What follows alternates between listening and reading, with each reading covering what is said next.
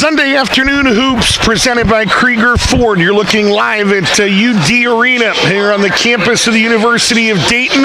It's been the site of all 7 OHSAA girls and boys state championship games, where today your Warriors take on the Massillon Washington Tigers with the Division II boys basketball state championship on the line. Hi everybody, it's Rick Cooper, the voice of the Warriors. It's great to have you with us here on the Westerville North Sports Network. We welcome you to Sunday afternoon hoops. They are presented exclusively by Krieger Ford. They're the exclusive Ford dealership of the Westerville North Sports Network. Krieger Ford, 1800 Morse Road in Columbus, home of the Krieger commitment.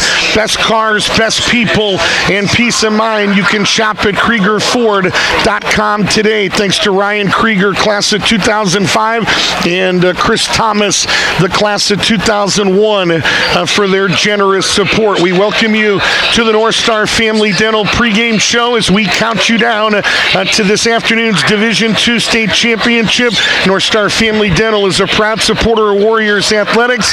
Enjoy a free whitening with a new patient exam, cleaning, and x-rays. To learn more, call them at 614-682-6213 or online at NorthstarFamilyDental.com. Well, it's been a record-setting year for Josh Host and Massillon Washington. A school record 26 wins, a Final Four appearance for the first time since 1945. That's 81 years ago, and now a ticket to this state championship game. The Tigers come into this Final Four riding a 3-game win streak over 88 days. It continued today yesterday with a thrilling 75-63 win against a 22-win Lima senior team that many folks had already written in to playing in the state championship game. Somebody forgot to tell that to the Massillon Tigers. Massillon Washington held the Spartans to just 36% shooting from the field and only 3 of 33 from three-point range for 9%. Junior Xavier Williams led Massillon with 20 points, 8 rebounds, and 3 assists on 6 of 16 shooting. He was one of 4 Tigers to finish in double figures. Massillon shot 51% from the field, and they attempted 42 free throws in that game, connecting on 27 of those 42 for 64%. Massillon's calling card this season has been balanced. 4 Tigers averaged 14 points or more. 6 players averaged 8.7 points or better. It is by far the most balanced squad that Josh Host has coached in his 8 years at the helm, and the Tigers feature one of the most electric players in the state and the most efficient player in the state. I think that's not negotiable. Talking about junior Geo Jackson, for the second straight year, he has made 70% of his field goal attempts, and it was just another Geo Jackson day in the office yesterday in the state semis when he hit 6 of 7 shots from the field and 6 of 7 from the stripe en route to an 18-point night. Westerville North punched their ticket to the Division II state championship with an impressive 74-49 win against North Royalton. The Warriors won for the 21st straight time this year, and they snapped a 10-game win streak for North Royalton. Senior Elijah McCree finished with a game-high 23 points on 8 of 16 shooting, included 4 of 8 from behind the arc. Junior Tyson Perkins added 15 points, 3 rebounds, and 3 assists, and junior Tony Cornett was the third Warrior in double figures with 13 points, 7 rebounds, and 4 steals. The Warriors jumped out to a 7-0 advantage in the first 54 seconds of the game. They led 23-8 after the opening quarter, but a resilient North Royalton bunch. They had a little run of their own, 17-10 in the second quarter. They cut it to 8, 33-25 at the break, and they scored the first 2 buckets of the third quarter to get within 4, but that's as close as they would get the rest of the way. It was a big day for a big man. Nolan Klingbeil, their 6'8 junior center, hit 9 of 12 shots and finished with 18 points, 8 rebounds, and 2 blocks. All of those were team highs. North forced North Royalton into 22 turnovers, which they translated into 30 points.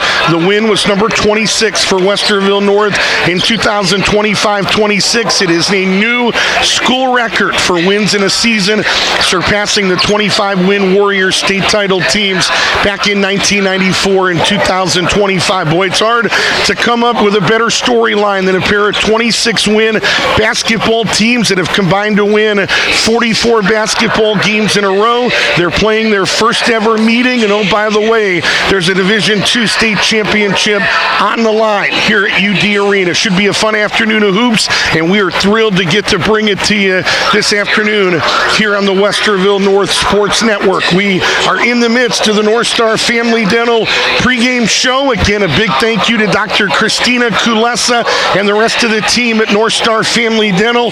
Complete oral health may be their long-term goal, but North Star's immediate priority is patient comfort. They do their best to facilitate a relaxing and non-threatening office environment that you will want to return to again and again. We take a look quickly at tonight's injury report. Nobody on it for Westerville North.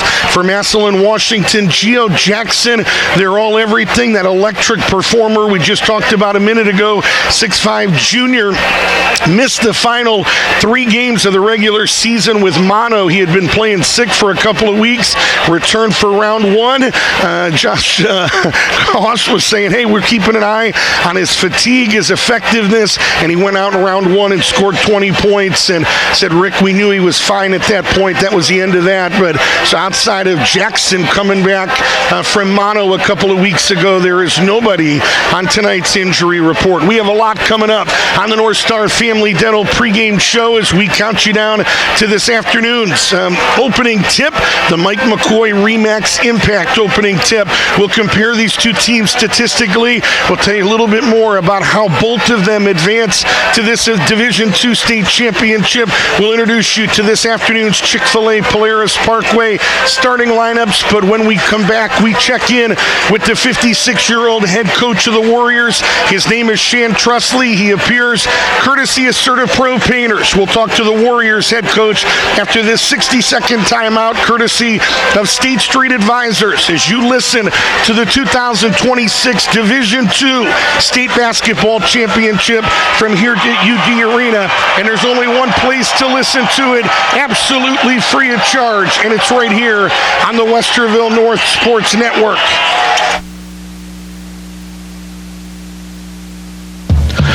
Mark Kavanik and State Street Advisors is the official financial advisor sponsor of the Westerville North Sports Network. Conveniently located at 647 Park Meadow Road in Westerville, Mark Kavanik and State Street Advisors is ready to equip you with a comprehensive evaluation of your current financial state to assist you in planning for your future. State Street Advisors will guide you in formulating a series of achievable steps that can help you reach your objectives. Mark Kavanik and State Street Advisors is the official financial advisor sponsor of the Westerville North Sports Network. Phone 614-895-2584 or visit StateStreetAdvisors.com to learn more. Mark Kavanik is an investment advisor representative offering securities and advisory services through Cetera Advisors, LLC. Member FINRA, SIPC, a broker-dealer and registered investment advisor. Cetera is under separate ownership from any other named entity. State Street Advisors, wealth creation, preservation, and transfer.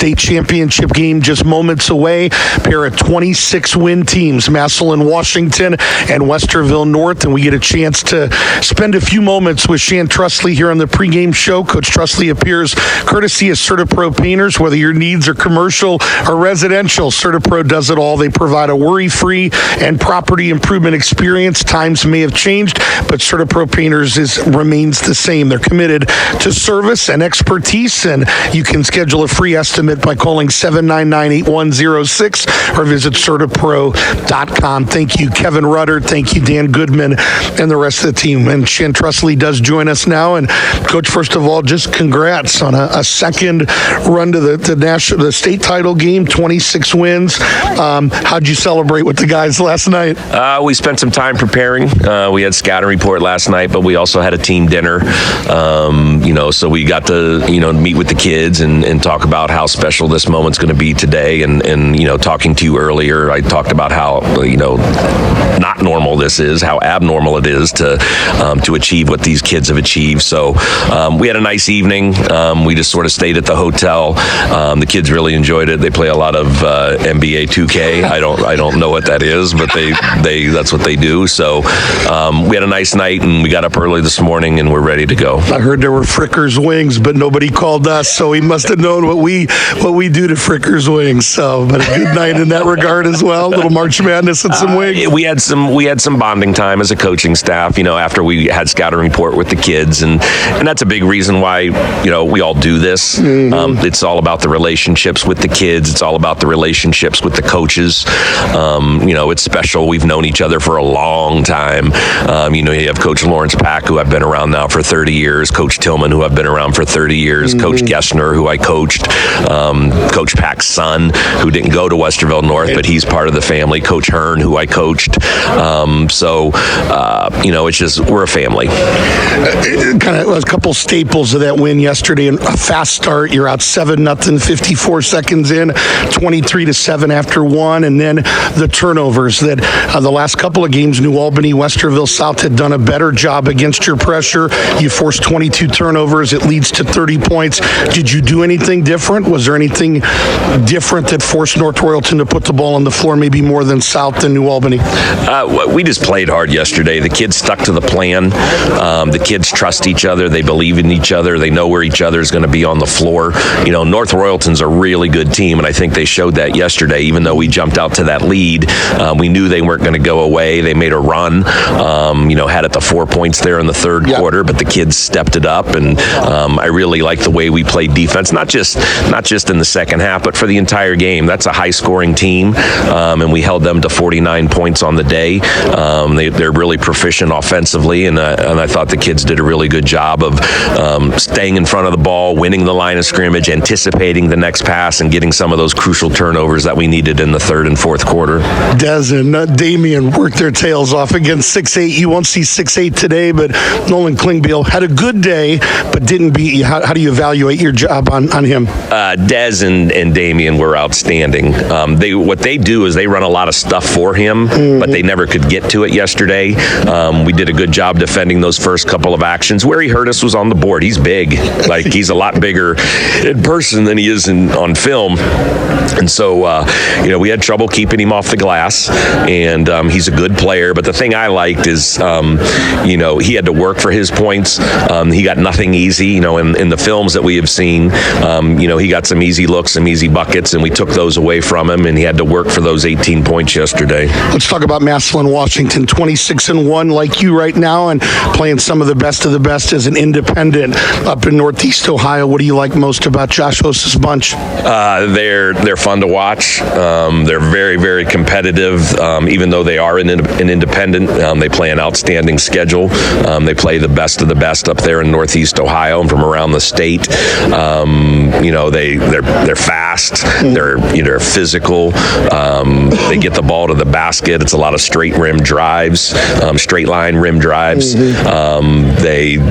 They're good defensively. There's a reason they're here, and there's a reason they're 26-1. And so Coach does an outstanding job, and his staff, and it should be a fun game today. One thing that jumped out to us, their balance. They got 4 guys averaging 14 and 6 at 8.7 or better. So kind of like your squad, a group that can beat you in a multitude of ways. Yeah, you just can't focus on one kid. They put 5 kids out on the floor, plus the 2 young men they bring off the bench are capable of making shots, and they're hard to guard. We've had some games this season where our game plan going in is we've told the kids, hey, you can help off the kid you're guarding today, but that's not the case today because everyone's dangerous. Is there a guy though that, as you look on tape, kind of is at the core of what they do offensively? The Williams kid leads them in scoring, and he's really good. But then the Gamble kid, the 6'2", I'll call him like a point guard, because all their kids handle it, but he's left-handed, and he distributes the basketball, and he finds guys, and but they're good at every spot. They're good at every spot. They're one big they have, the 6'4" kid, Gio. He's a good player. So they put put 5 really good players out on the floor at all times, 5 guys that you have to guard. And like I said, you just can't focus on one, then somebody else hurts you. Talking with Shan Trusley, courtesy Serta Pro Painters, and I always ask you what your message is to the guys. I just, as we get ready for another state championship, what messages have you heard from in terms of former players, a former coach, maybe a coach in the area that you're friends with?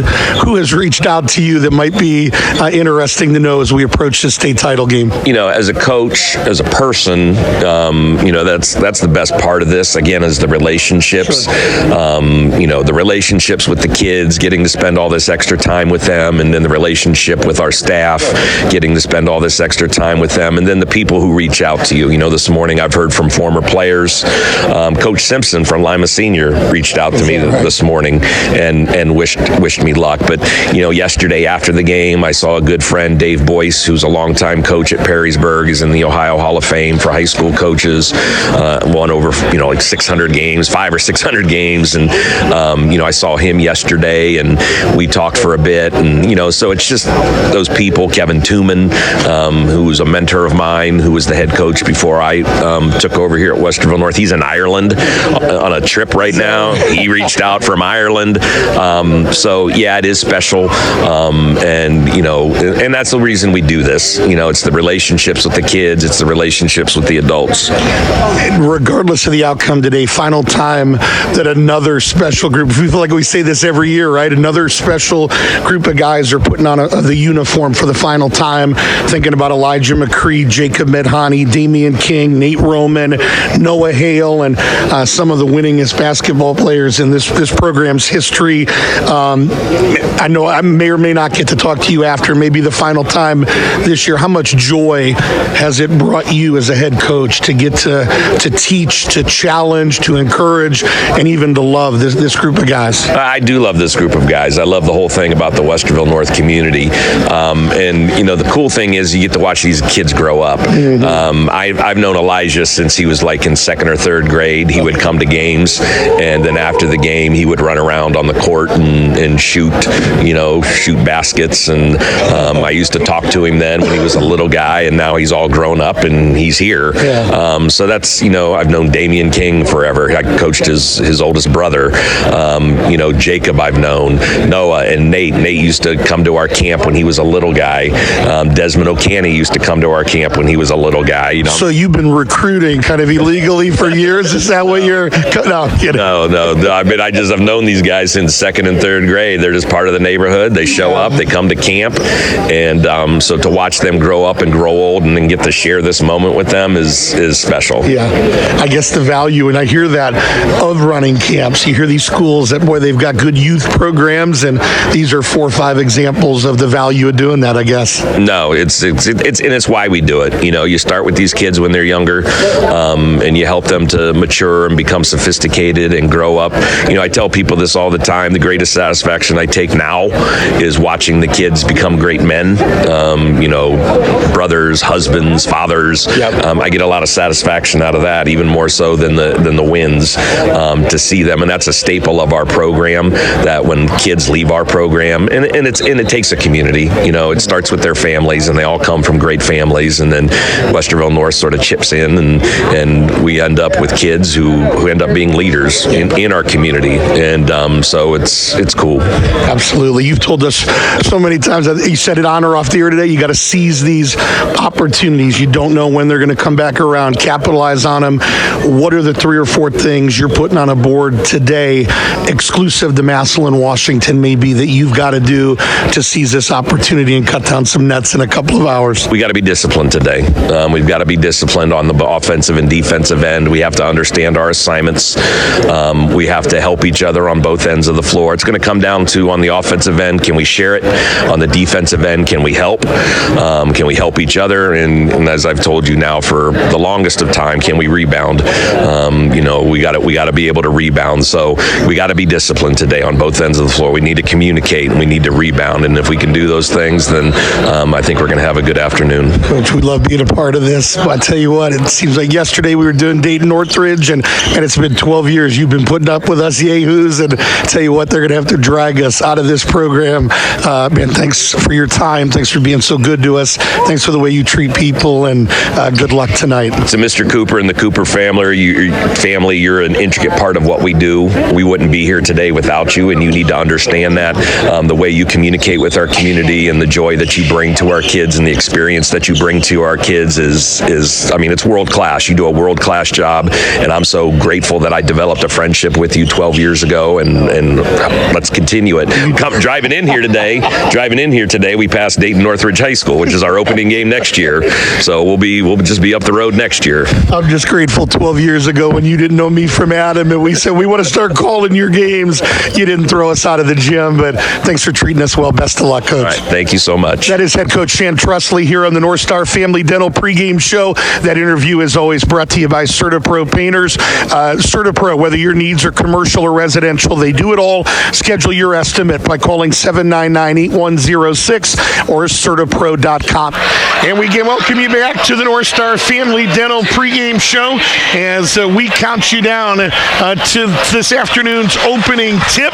And Ricky Cooper, and the Westerville North Sports Network. It is time for us to take a look at tonight's Chick-fil-A Polaris Parkway starting lineups. Chick-fil-A is on the move. The Sankis Boulevard location has moved to 1515 Polaris Parkway, and a brand new Westerville location at 680 Polaris Parkway just west of Cleveland Avenue is now open. Two brand new locations. The same great chicken that you have grown to love. Chick-fil-A, the exclusive sponsor of tonight's starting lineups. We'll start with the team from up in Northeast Ohio, making another Final Four appearance. It is their seventh Final Four appearance, sixth in school history, I beg your pardon, first one in 81 years. And the starting lineup from Massillon, Washington, Isaiah Lamp will start at point guard. 5'11 senior is a two-year starter, had a 4.9-to-1 assist-to-turnover ratio a year ago. It's 3.3-to-1 this year. Had some hip issues late last season that head coach Josh Host said, Rick, it may be the reason we lost to Shaker Heights. He was that important in the district final, 8.7 points a game and 3.9 assists. The two-guard for Massillon, Washington in this game will be Jadis Thigpen, 6'1 senior guard, is a four-year starter, started at point guard as a freshman and a sophomore, moved to the two-guard in his junior and senior years.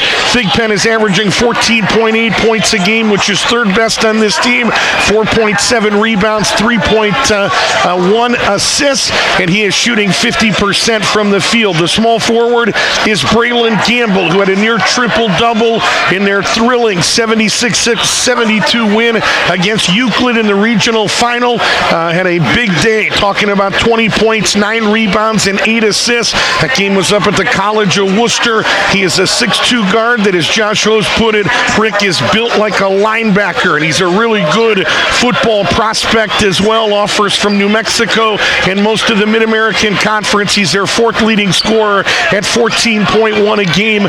Gamble is 6'2 junior. He'll wear number 5. Xavier Williams will play the 4, really a fourth guard. He's their leading scorer at 16.2 a game. Yesterday at Wright State, I was going to say in this building. No, we were in a different building here in Dayton. He had 20 points, 8 rebounds, 3 assists on 8 of 16 shooting. He's a first-team all-district performer. That's their best perimeter defender and their best outside shooter. Has been a little bit prone to foul trouble this season, so something to keep an eye on with maybe their best player or their second best player. And the guy starting at center, you're going to hear his name a lot today, is 6'5 junior Geo Jackson. He'll wear number 1, 15.7 a game, is second best on this team, 4 rebounds, 2.3 assists, second team in the district, 4-year varsity kid, co-captain, a 3-year starter. He is shooting 70% from the field. He averaged 11.5 points a year ago, and guess what? He shot 70% from the field a season ago as well. Their head coach is 47-year-old Josh Host. He's a 10th grade intervention specialist the past 18 years at Washington High School, 8th year coaching the boys. It's his first varsity job coaching boys. He has coached them at the middle school level in a variety of sports, but prior to this gig, he was the girls coach at another Massillon school. So in 15 years, boys and girls, he has won 235 games, games. With the boys, he's 126 and 66. That's a 66% winning percentage. He's assisted by Marquise William, Brake Sitzler, Evan Berbari, Brian Smith, and Derek Conley. That's 5 assistant coaches. 4 of the 5 of them are Massillon, Washington grads. We take a look at the Chick-fil-A starting lineup for Westerville North. Tyson Perkins will start at one guard, 5'9" junior, 9.8 points a game. He's averaging 10.4 points and a team best 6.4 assists. In tournament play, dished out a team best, a game high, and matched a career high with 10 assists in that regional semifinal win against Westerville South. The 2-guard tonight is Elijah McCree. He's the District 2 Central District Player of the Year. Team best 20.3 points a game. Yesterday he had 23 points on 8 of 16 shooting, hit 4 of 8 from way downtown. The small forward is Jacob Midhani. Broken ankle as a sophomore, missed 18 games. He has come back and been an integral part of this basketball program. Had a career high 20 on senior night against Scioto on February the 20th when he hit 7 of 11 shots in the state tournament and postseason plays, averaging 10.2 points and 2.2 rebounds. Tony Cornett, a 2-time All-League selection, will wear number 1. He'll start at the 4, 6'5" junior, second on this team at 16.6 a game. He's averaging 14.6 and shooting 60% from the field in postseason play. And Damian King will start at center at 17 rebounds, a career high in that win against Westerville South. He averages 8.9 points and a team best 6.3 rebounds, shooting 52% from the field during the regular season and 64% in postseason play. The Warrior head coach is 56-year-old Shan Trusley, this year's District Coach of the Year, the 2023 Division I State Coach of the Year, 210 wins, 107 losses. He wins at a clip of 66%. He has been in this program for 37 years. 1988 Westerville North grad, 1992 Otterbein grad, and boy is he surrounded by some legends. Talking about Lawrence Pack, 31st year as a head coach, or as a coach. Lamont Tillman, who coached the girls, won 123 games. Kylie Gessner, year 7. Ben Pack, year 4. Jalen Hearn, a Westerville North grad, year 2. And on the freshman side, Amal Brown, a former player, and of course the son of former basketball Buckeye, Jamal Brown, and the younger brother of another Westerville North alum, talking about Julius Brown. Those are tonight's Chick-fil-A Polaris Parkway starting lineups. Download the Chick-fil-A One app, earn points with every purchase. You can use those points for rewards of your choice. Visit Chick-fil-A.com for more details. We'll take our final timeout. We throw the basketball up next with the Mike McCoy Remax opening tip. It is the Division II State Championship. Massillon, Washington, Westerville North. This is the Westerville North Sports Network.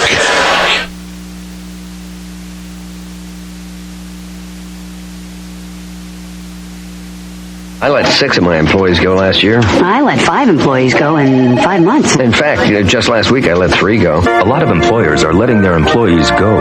Go to serve their country in the National Guard and Reserve. The Guard and Reserve has become more important than ever, making up 52% of our military force. So join the troops. I haven't had to let any of my employees go, but when the time comes, I will. Support your employees in the Guard and Reserve. A message from employer support of the Guard and Reserve and Ad Council.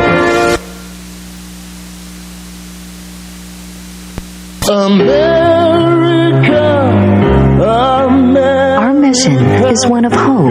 Since 1896, every day of every year, Volunteers of America has been feeding the elderly, helping troubled youth, sheltering the homeless, and restoring hope to more than 1 million people a year. Find out what you can do. Call 1-800-899-0089. They won't tell you it. Ready? Now.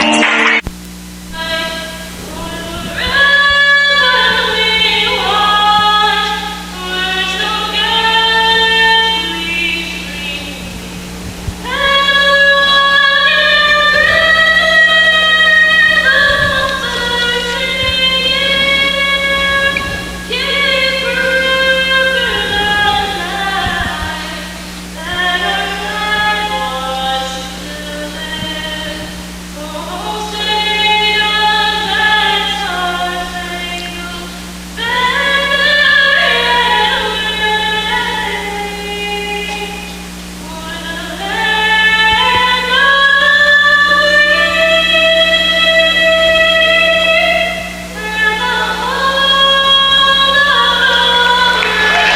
national anthem means we're just about set to play basketball at the University of Dayton Arena. March Madness was here.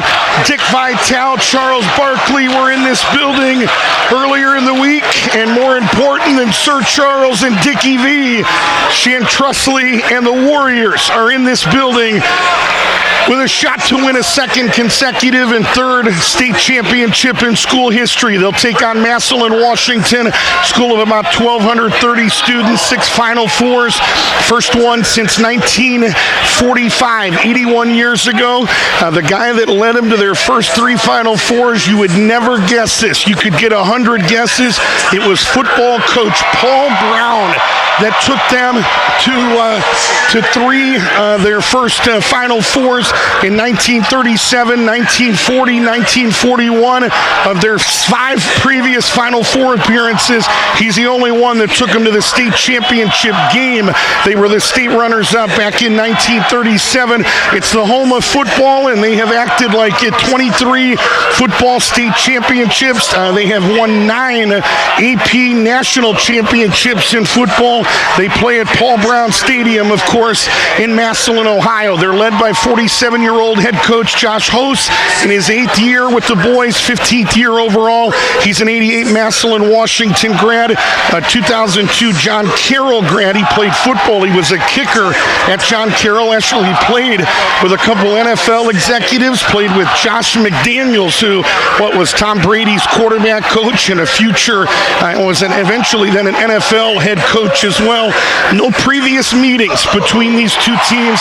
They did play in a summer shootout a couple of years ago, but that is the only connection between these two teams in terms of the basketball court. Some keys to victory, direct from Josh Host and from Shan Trustley from Massillon, Washington. Josh Host said, Rick, we've got to take care of the basketball. We've got to limit our turnovers. They want to utilize their depth and balance. He called it the most balanced team that he has ever coached. 4 guys at 14 points or better, 6 at 8.7 or better. They've got a rebound. He said, I'm proud of our group. A tie is a win. Sounds a lot like Shan Trustley. They don't have to dominate the backboards, but they can't get dominated on the boards. He said, we want to move the basketball. And he said, on the ball defensively, we've got to be special. For Shan Trustley in Westerville North, they want to lean on their experience. They played in this building a year ago when they hammered Massillon, Washington. They said, we learned last year how to win and how to win at the highest level. They too want to rebound the basketball. They're +4 this year.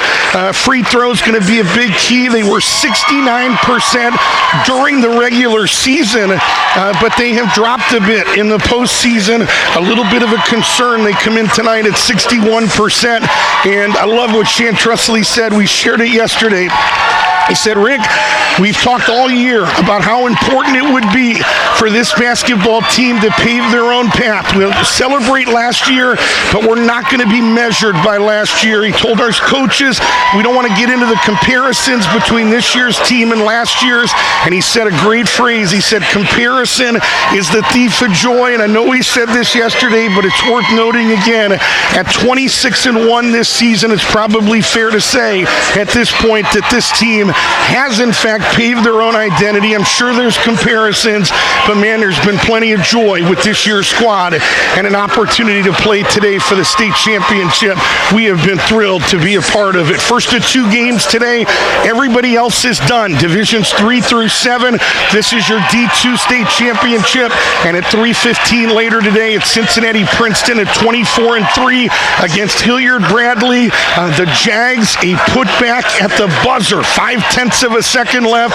Tie game. Jaden Reed-Davis caught a miss from Kipton Norris and laid it in literally with 0.5 of a second left to get to the state championship game today. I will tell you, as a basketball junkie, Cincinnati-Princeton looked incredible yesterday. They got a couple of guys that Brett Norris, we have a ton of respect for as a high school basketball coach.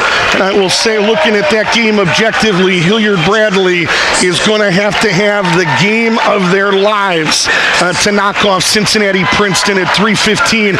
Stick with us on the Westerville North. We're going to stay here on the Westerville North Sports Network. We'll have some game updates throughout that game as well. So the game that matters is right here, though. Westerville North and Massillon, Washington. Some numbers on the Warriors here in postseason play. 77 a game. They give up 50. That's plus 27. They are shooting 55% from the field, and they're allowing their opponents to shoot 45% three-point percentage. Westerville North 48%. 9.6 makes a game, so that is up exponentially from during the regular season when they were a 35% three-point shooting team. Opponents in the postseason are connecting on 32% of their threes. Westerville North 61% at the stripe. Opponents at 64%. North averaging better than 10 attempts a game in postseason play. Warriors +3 in rebounding margin in the postseason. They continue to distribute the basketball. They are incredibly unselfish. If you have not seen this basketball team play for a couple of years now, guys just continue to check egos at the door. Westerville North +20 in terms of 20 assists a game, 13 steals a game, 1 block a game, and in terms of turnovers, they are forcing their opponents into 18 turnovers a game, and they are only turning it over 7 times themselves, and they continue to have extended introductions. Have they introduced Massillon, Washington? They finish up with Westerville North. They have cut the lights and making this big time for these guys. 5 of them playing their final games. Nate Roman, Desmond O'Canny, Jacob Medhani, Noah Hale, and Damian King, the junior, playing his final game as well. Tonight's opening tip is brought to you exclusively by the Mike McCoy team at RE/MAX Impact of Westerville. Like the Warriors, the Mike McCoy team of Westerville uses integrity and determination to help you buy or sell your next home. If you want a winning team when it comes to real estate, check out the Mike McCoy team at 440 Polaris Parkway in Westerville. Visit MikeMcCoy.remax.com to learn more. Mike McCoy and RE/MAX Impact are the exclusive sponsor of this afternoon's opening tip. The officials for this game, they come from everywhere. In this one, Kurt Schooley representing Central Ohio, 25 years. He'll throw the basketball up as your referee. Brett Barnes out of Dayton, 26 years, is the senior member of our crew. And Aaron Braun out of Lima, the big fella out of this crew. He's got to be 6'6". He's our U2, 17 years. You add that up together, 68 years between this 3-man crew. Westerville North, the home white, Cardinal numbers, gold trim. Massillon, Washington, the black uniforms and orange trim. Kurt Schooley says we're ready to play basketball, and Tony Cornett wins the opening tip with a quick jump. And Westerville North will have it. The Warriors going to go left to right in this opening quarter, and it's a steal on the opening possession. Taken away by Massillon, Washington, and a quick left side 3, missed everything, and it goes out of bounds. It'll stay here. It was stolen by Braylon Gamble. He set up Jadis Thigpen. His 3 missed badly, and it went out of bounds. And already, I think some talk in Tony Cornett, and who is that? That's Gamble doing a little bit of jawing. They nip that in the bud right away. Underway. Washington with a second opportunity on their first possession of this game as they attack into the lane, and a shot blocked up close by Tony Cornett. Warriors looking to push. Tyson to the other end, no good. Damian King underneath, no, but he'll get 2. Damian grabbed a miss by Tyson. They're going to charge the foul here to Jadis Thigpen. It's his first and the team first. And Damian may be worried about the athleticism of Massillon, Washington a little bit. Took a little of extra time before he raised up on the putback attempt. And a spin, pivoted, and then finally raised up and put the first free throw in. So the first points of this game go to Westerville North. Warriors lead 1-0, 7:19 to play. Damian King to the line. He is in this postseason 50%, 3 of 6. Second one in and out, and a rebound to Massillon, Washington. A rebound taken there by Braylon Campbell, who grabs a team best 5.9 of them a game. Campbell going to keep it himself, kind of a runner off 1 foot into the lane, and a little bit too strong. Rebound Warriors. Underneath Damian King from Tyson, had it blocked from behind. Was bumped up front by Thigpen, and I think it was Big Geo Jackson. He's not big in terms of thickness, but he's 6'5", and he's extremely long. We called him the most efficient player in this country coming into this game. 70% from the field each of the past 2 years. Little pick and roll to Damian King. Around the perimeter to Medhani, who hit 2 threes early yesterday. Around the perimeter, McCree, his 3 no good, and punched out of bounds, and it's going to stay here. Tyson, the guy that gave them that extra opportunity, didn't grab the rebound, but fought like heck and did enough that he slapped it off the bounce or off the hand of one of the Tigers. They'll inbound to Tony, left wing. Cornette into the lane, back out to Perkins, right side Medhani. His 3 came up short, and a rebound to McCree. McCree splits a couple defenders, and his one-handed runner down the lane is right there. So Elijah McCree with 3. Warriors nearly first to turnover. And they do. It's a 4-on-2 advantage if they want it. McCree shows 3. Elijah into the lane. And what? They're going to call a foul on the penetration by Elijah McCree. They'll charge it here to number 2, Isaiah Lamp. They did a good job there, did Washington, of getting McCree off that 3-point line. He wanted to shoot the 3 off that turnover opportunity, but wasn't there, so wisely put it on the floor. Left side Tyson, his 3 no good. Damian battling, but a rebound to Washington. They trailed 3-0 here early. Westerville North went on a 7-0 run in the first 54 seconds of their state semifinal win yesterday against North Royalton. Got the step, and Geo Jackson just went to the rim and nearly ripped it down with 2 hands. Got the step on Damian King. Underneath Tony, went to a right-handed reverse and put it in. So Westerville North answers. Boy, Geo Jackson, the step there is Tyson picked the pocket and put in 2 more. He is the most disruptive guard in the state defensively. It starts with the fact that he wants to play defense to the other end, and on the run with the left hand, Gamble, no. But he'll get to the line with 2. See who they charge this to. Going to foul it, gone charge to Tony. First on Tony Cornette, and the team first. Gamble a little bit out of control, but nobody really stopped him in a legal guarding position. 60% on the year, 55 of 91, and the first one is up and in. Braylon Campbell, 14.1 points a game, 5.9 rebounds, 6.3 assists, 2.8 steals. The rebounds, assists, and steals are all team highs. Massillon, Washington is a team 66% at the stripe. They average nearly 22 free throw attempts a game. And Campbell hits the second. Makes it a 3-point game, 7-4, 5:23 to play in this opening quarter. Delighted to have you with us here on the Westerville North Sports Network. Little stop and start by Tyson. Lost it. Fortunately, ended up in the hands of Damian. Went to a left-handed jump hook, no good. Rebound outside to McCree. His 3 no good. Ball batted around. Still being batted around. Players on the floor. And into the hands of a Tiger. Can't tell who that is. That's 21 Xavier Williams. And a long outlet on this left sideline goes out of bounds. And the Warrior students are about 20 yards to my left. And they are on fire right now in this building, trying to be as disruptive as they can be. 7-4, under 5 minutes to play in the opening quarter. Sunday afternoon hoops presented by Krieger Ford. This is the 2026 Division II Boys Basketball State Championship. And Damian King just threw it away on an ill-advised pass to the other end. Gamble scooped it up, but missed it up close. And Damian King, the defensive rebound. King to Tyson. Warriors on a 3-on-3 break. Nobody stopped basketball, and Tyson went right to the rim.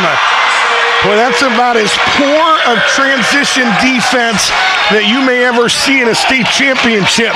Tyson was kind of just methodically jogging down the floor, kind of waiting to see what the defense was going to do. I can tell you what they didn't do is they never stopped the basketball, which is rule 1 in transition. 9-4, Warriors' biggest lead of the game. It's at 5 as Xavier Williams, about a 17-footer, no good, and North a chance to build here. Tony with a lot of contact at the other end and unable to finish, and it goes out of bounds, and Kurt Schooley's going to say it's Massillon Washington basketball, but boy, there was a lot of contact, kind of a forearm to the back of Tony Cornett. Nothing called. It'll be Massillon Washington basketball coming out of this timeout, and I think it's going to be the media timeout, isn't it? We're going to have a media stoppage inside 4 minutes in every one of these quarters. So we'll still call it a Sheets timeout with 3:49 to play in this first half. It's Westerville North by 5, 9-4 as you listen to Westerville North basketball at the Division II State Championship here on the Westerville North Sports Network. Dr. Zach Steffen and the team at Steffen Family Dental in Westerville are proud supporters of Central Ohio High School sports. You and your family will appreciate the convenient hours, even evening hours, and their convenient location at 54 Westerview Drive in Westerville. Visit SteffenFamilyDental.com for all the details. Westerville Community, the local gathering place that you knew as Time and Change, is officially the Hoover Bar and Kitchen. As proud North alum, the team at the Hoover Bar and Kitchen walk the same halls and are more committed than ever to growing right here in this Westerville community. They aren't just local business owners, they are your fans. The Hoover Bar and Kitchen wishes all the students, athletes, and coaches the best of luck in today's state championship. A big thank you to Roosters for their support of our broadcast coverage. Enjoy Roosters award-winning wings, pizza, salads, and more. Visit Roosters locations in New Albany or at Polaris. Roosters is a fun, casual joint and a proud supporter of Westerville High School sports. You'll see Fitness 19 on your scoreboard today. You have seen them on your scoreboard all season long, and Mike Freight, Megan Freight, Dom Freight, Liliana Freight, we are grateful for that support. Lifestyles and careers have changed over the years. Fitness 19 has too. They now offer a 24-hour member access so you can work out on your own time. Start your month-to-month memberships today for only $10 down. Click on the link in the comments section to learn more or to join now. Fitness 19 is a proud supporter of Westerville North High School sports. It is Massillon Washington because they were kind of the founding Massillon, right? They're the first one. They can go by Massillon. I asked kind of Josh Host, showing my ignorance. I'm a Northeast Ohio guy, but is it Massillon? Is it Washington? Is it Massillon Washington? You would never do that in Columbus, right? You would never call Hilliard Bradley just Hilliard because there's two of them. But that's how they handle it down in Massillon country. It's the home of football. 23 state championships in football, 9 national championships, and of course the alma mater of Paul Brown, 1925, Massillon Washington alum. We'll talk more about that as time permits. It's a 9-4 game here early. 3:45 to play in the quarter, coming out of the media timeout. Warriors by 5, Massillon Washington with it, going right to left in this opening half. Little stop and start by Gamble, setting up Terrion Wells, who just hit a 3. They don't go very deep, but he's their first guard off the bench and averages 9 points, 5 rebounds. The guy that when we talked to Josh Host said has emerged this year. Little penetration, Medhani 3, no good. Off the penetration by McCree. Said Ricky's emerged, kind of snuck up on some people. He didn't sneak up on our coaching staff. We knew last year in a season he only scored 3 points in like 2 games. He was going to be really good, and goes out of bounds back to Westerville North. A turnover here. Here comes Nate Roman. Westerville North does not play a lot of bodies. Roman and O'Canny, the two that will come off the bench. Des O'Canny has checked in as well as Damian King will sit down. So kind of the regular rotation here. King and Medhani sit down as North breaks a little bit of token pressure by Washington, and they're going to get a loose ball foul here, I think, on the Tigers. And they're going to charge this foul to Terrion Wells. Third on the team here in this opening quarter. They bring in the big fella Marcus Gardner, 6'2 junior. He is a Damian King wide. Only shot one shot yesterday. It was a 3, and he made it. So he is in. One of the guys sitting down, Isaiah Lamp. 9-7, one-possession game. Has Tony out near the timeline to grab the inbounds from underneath the basket, and Tony attacked on that right side, and they're going to get a bump by a perplexed Gio Jackson Jr. Foul on Jackson is his first. Fourth on the team. Tony was in the act of shooting, so he'll get 2, and he'll get Westerville North. He'll get free throws on every foul the rest of this first half. Tony Cornett to the line for Westerville North. He is a 61% free throw shooter, and the first one is up and in. So Westerville North now 2 of 3 at the stripe. Tony Cornett with 3. It makes it a 3-point game with 2:53 to play in this opening quarter. Chick-fil-A lineup out there right now as Cornett hits the second. Make it 3 of 4 at the stripe. Give Tony 4. Roman, McCree, O'Canny, Tyson Perkins, and Tony Cornett. 4-point game. Warriors have led from the beginning. Scored on the first play of this game, or first possession that they, first bucket of the quarter went to North. They have led by as many as 5 as Nate Roman contested a shot by Wells, and it leads to Tyson trying to dunk it at the other end. Got his hand up on the rim, and it went out of bounds, and it's going to stay with Westerville North. Josh Host doesn't like that, the fact that the ball's going to stay with North. And Chantrusly probably not doing cartwheels, that Tyson didn't just lay it in. Instead tried to dunk it and missed it. Inbound to McCree. He has started off cold. He's missed at least 3 threes in this opening quarter. Rebound Washington. Gardner to the rim. Bulldozes his way, no. But an offensive rebound to Gio Jackson, who slithered around Nate Roman and laid it in. Gio with his second. Boy, he was quick on that spin there. That was James Worthy quick on that spin at the block. 11-9. McCree here working against Gamble. Good matchup there. McCree continues to work and laid it in. Not laid it in. He hit a turnaround from 12 feet. Boy, if you're Braylon Gamble, that is disheartening, because Gamble did a lot of good. Got him off the three-point line, turned him a couple of times, and the Central District Player of the Year still put it in. 13-9, Gamble, no, but he'll get 2. Boy, did he attack with some velocity. They're going to get the foul on Tyson. I think, gentlemen, Tyson was in a legal guarding position until he turned his body. I think once he maybe took a swipe as well, but kind of got sucked in with a little bit of a turn there. And boy, once you turn your body to the offensive player, you're going to get called for a foul most of the time. Medhani and King are back in as Tony Cornett and McCree will sit down. First free throw out of the hand of Gamble is no good. Left-handed player. Again, we told you in the North Star Family Dental pregame had a near triple-double in their regional final win against Euclid. He puts in the second, so he has 3 points in this game. 13-10, Westerville North. He had 20 points, 9 rebounds, 8 assists. They were blowing out Euclid, a good Euclid team, in that regional final at Worcester before the Panthers scored 33 points in the fourth quarter and made it very, very interesting down the stretch. Euclid High School, you Buckeye fans, of course, the home of former Buckeye greats Robert Smith and Pepe Pearson. Have not been very good in basketball in recent years, but Quentin Rogers from Richmond Heights came there with a couple of his players and had a good run this season underneath Medhani's 3 no good. Roman a rebound. Out to Tyson, his 3 no good. And Gio Jackson the rebound. Leaking at the other end. Xavier Williams, no, but he'll get 2.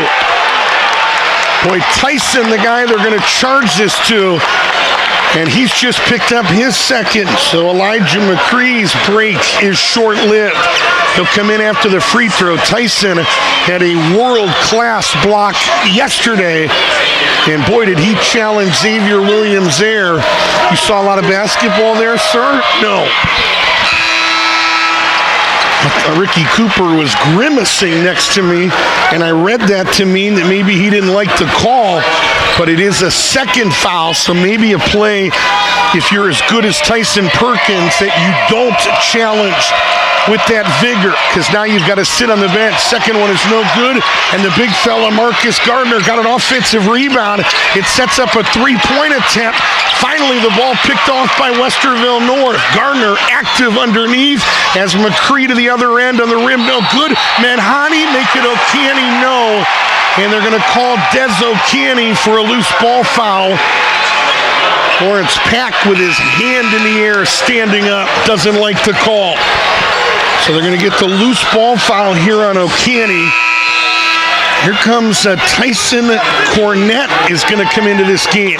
Nate Roman is going to sit down, and I think what triggers this is the fact that Marcus Gardner makes Damian King look like a mini fridge, doesn't he? And so Des O'Canny's going to sit down. They're going to bring in a little bit more size. Tony, Damian, and Tyson in there now. Cornett, that is, along with McCree and Medhani. Roman sits down. So does Tyson Perkins with those three fouls. Final 15 seconds of the opening quarter. Westerville North clinging to a 13-11 advantage. Campbell being hounded by Medhani. Campbell dribbles to the left baseline. Back out to Jackson. Jackson to the lane. Offensive foul as Damian King beat him to the spot. I think Gio Jackson was going to try to get on the rim again. What a play by Damian King. Fifth on the team, no free throws for the player control foul with 5.2 to play. And it's important, it's a second on Damian King. 5 to play in this half, or in the quarter, and McCree racing down the floor, lost the basketball out of bounds with 0.2 of a second to play. Neither team shooting it well right now. Massillon 30%, Westerville North 26%. 75-foot shot nearly went down, but can't put one of those in with 0.2 of a second, so it would not have counted. And we have played 8 minutes of invigorating action here at the Division II State Championship. Not a lot of points, not a lot of good shooting, but Westerville North with a 13-11 advantage. They have led from the get-go. They have led by as many as 5, or by 2. Yeah, they led by as many as 5. They now lead by 2. Here at the intermission. It is Sunday afternoon hoops. It is presented exclusively by Krieger Ford, 1800 Morse Road in Columbus. They are the home of the Krieger commitment. Best cars, best people, and peace of mind. Shop at KriegerFord.com today. Thank you again to brothers Ryan Krieger and Chris Thomas, Westerville North alum. Krieger Ford is a proud supporter of Warriors Athletics. Kyle Haskins with Geico Insurance is tonight's insurance agent of the game, here to serve you and your family and save you money while providing excellent insurance coverage. Remember, Kyle Haskins and Geico Insurance, they are a family-owned small business, and they are tonight's insurance agent of the game. You can learn more at geico.com/Columbus-Haskins. Thank you to Kyle Haskins with Geico Insurance. They are tonight's insurance agent of the game. Empirical Sound and Lighting is a proud supporter of North Athletics. Empirical offers a variety of rental services from sound and lighting systems to staging, backline, and video projections. Whether your event is big or small, Empirical's got you covered. Empirical Sound and Lighting, now serving the Columbus area. Check out empiricalsound.com for all of the details. You may know Alexis Coleman as the former Westerville Meyer Cake Girl, but did you know that Alexis Coleman recently launched her own business? She she calls a cake coven, and it's a bakery that specializes in custom cakes and in particular buttercream designs. If you've got an idea for a cake, she can make it happen. She's going to give you $10 off your first order using the promo code WNBB10. Just go to Cake Coven Confections on Facebook. I just will tell you, we have used Alexis Coleman. First of all, she's a legend in Westerville. Everybody knows her as the former Westerville Meyer cake girl, but a legend. But nobody does better work. Nobody has a better spirit doing it. Locally owned. So I want to say thanks to Alexis Coleman and boyfriend Mark. So you know who else I want to say hello to? Boy, I wish we were doing a live video feed, because this entire postseason, we're the first people to get to a gym to set up, and the second people, and I just spotted them, are Ashley Stevens and Elijah Cornett. Ashley, the mom of Tony Cornett, Tyson Cornett. They always get their seats at midcourt, and Elijah Cornett, about as cute as a button, he is sitting at his center court seat right now, gesturing like a little jump shot. Little 7-year-old boy, going to be a future warrior. We say hello to my good friend Elijah Cornett. 13-11 as we're underway here in the second quarter. North to steal off the opening possession. Underneath to Tyson Cornett, who put it in. Boy, have not seen him in this state tournament, and Gamble at the other end beats him down the floor and laid it in. He has been effective when he's had opportunities. Has shot it at a clip of, 64% in the postseason. Talking about Tyson Cornett, top of the key. Jacob Medhani, the mid-range jumper is right there. Raised up just beyond the free throw line from about 17, 17-13. Boy, again, the big fella staying in. Marcus Gardner goes top of the key, and Xavier Williams, their leading shooter, leading scorer, comes up short from three because it was partially blocked out of his hand. And Westerville North trying to get down the floor in transition. McCree to Medhani, and it ended up out of bounds. So not on the same page there. 17-13, about a minute and 10 seconds into quarter number 2 here on Sunday Afternoon Hoops, presented by Krieger Ford. Left baseline here. It's Jadis Thigpen. He tried to spin, lost the basketball, ended up in the hands of Gardner. Again, the big on that left baseline. Gamble picks up his dribble and goes right wing here to Isaiah Lamp. One of 5 guys that Josh Host says has point guard skills on this team. His left-handed runner in the lane, went halfway down, spun out, rebound North. Warriors lead by 4. Tony has some space. His 3 missed badly. McCree, an offensive rebound, no. And a rebound, Massillon, Washington. McCree does not grab a ton of rebounds. He didn't have any yesterday, but one there in a second attempt, but could not put it in. And a deflected pass off the hand of Tyson Cornett. So it'll stay here with Massillon, Washington. Tigers find themselves down 4. They have been down in some big holes. They have trailed by as many as 18 in a game that they have come back and won. It's in the month of February against CVCA. Cuyahoga Valley Christian Academy up in Northeast Ohio had several double-digit deficits that they have rallied from, so 4 is a piece of cake. 5:40 to play in this opening half. 17-13 as Damian King just took the basketball away, and the big fella rumbles to the rim for 2. In terms of the pretty factor of rumbling to the rim, wasn't necessarily pretty, but effective. Westerville North, their biggest lead of the game. It's at a half dozen. 19-13, 5:15 to play in this opening half. And another steal or near steal deflected into the hands of Gardner. Back to Lamp, the point guard. Top of the key, a 3 from Thigpen is right there. That's his 34th 3 of the year. Shoots him at a clip of 39%. One of the better three-point shooters on this team, behind only one of the guys on the bench, Isaac Maxiner, who's hit 40% of them, but has only made 6 as Tyson Cornett attacked on the baseline, no, but he'll get two. Josh Host with his hands raised up in the air on that Massillon Washington bench to say that was not a foul.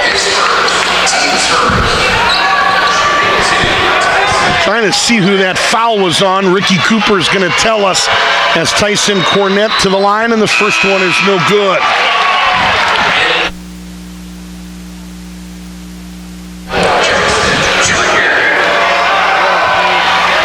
First one for Tyson Cornett is no good. Bends the knees and fires. Missed badly wide right again. So he misses two. Westerville North, coming into yesterday's state semifinal, was only shooting free throws at a 55% clip.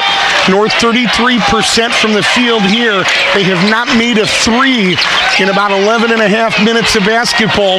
Massillon Washington is at 36% from the field, 40% on threes, and they're going to get a hold on Westerville North. And Lawrence Pack doing some more barking right now. He's not happy with that call. Was foul charge to Tony Cornett. Second on Tony, and the first on the team.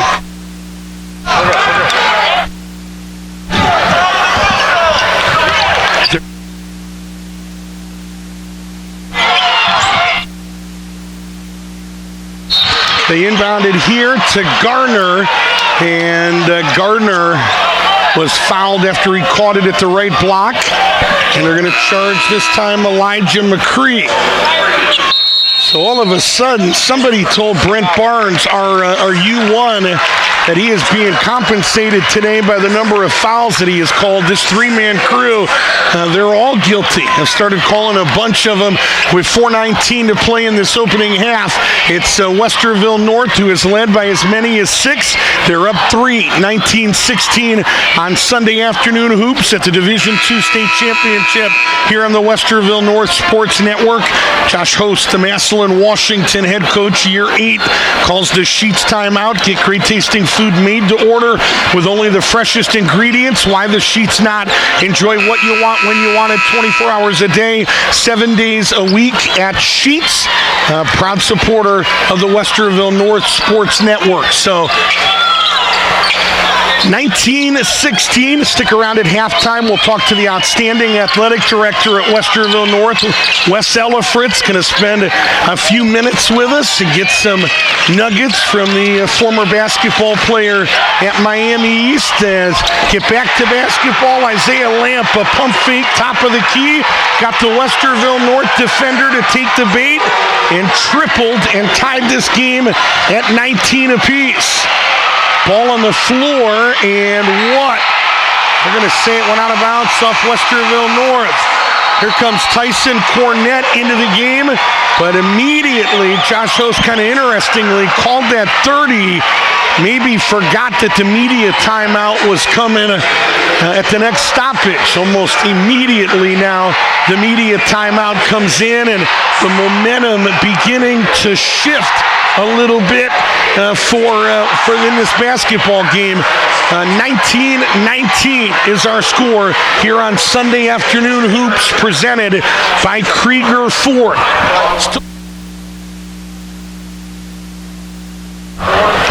Massillon, Washington, 40% from the field. They have hit 50% of their threes. Westerville North, 33% shooting from the field. They still have not made a three-point shot in this game. Battle the backboards. Westerville North +2, 15-13. And in terms of turnovers, the Tigers have turned it over 8 times, and Westerville North has turned it over 5 times in this basketball game. Jason's Deli at Polaris is the official deli of the Westerville North Sports Network. Jason's Deli across from Cinemark Movie Theater on Gemini Place is the only Jason's Deli in Central Ohio. Stop in and enjoy Jason's Deli Reuben Sandwich. Recently voted the #1 Reuben sandwich in the world for a fast casual dining restaurant. Dine in and enjoy Jason's Deli's full-service salad bar as well. Dine-in, carry-out delivery, all available at Jason's on Gemini Place. They are proud to support the community and proud to support Westerville North Athletics. 3:55 to play at this media timeout, and we're tied at 19. Massillon Washington has not led in this game.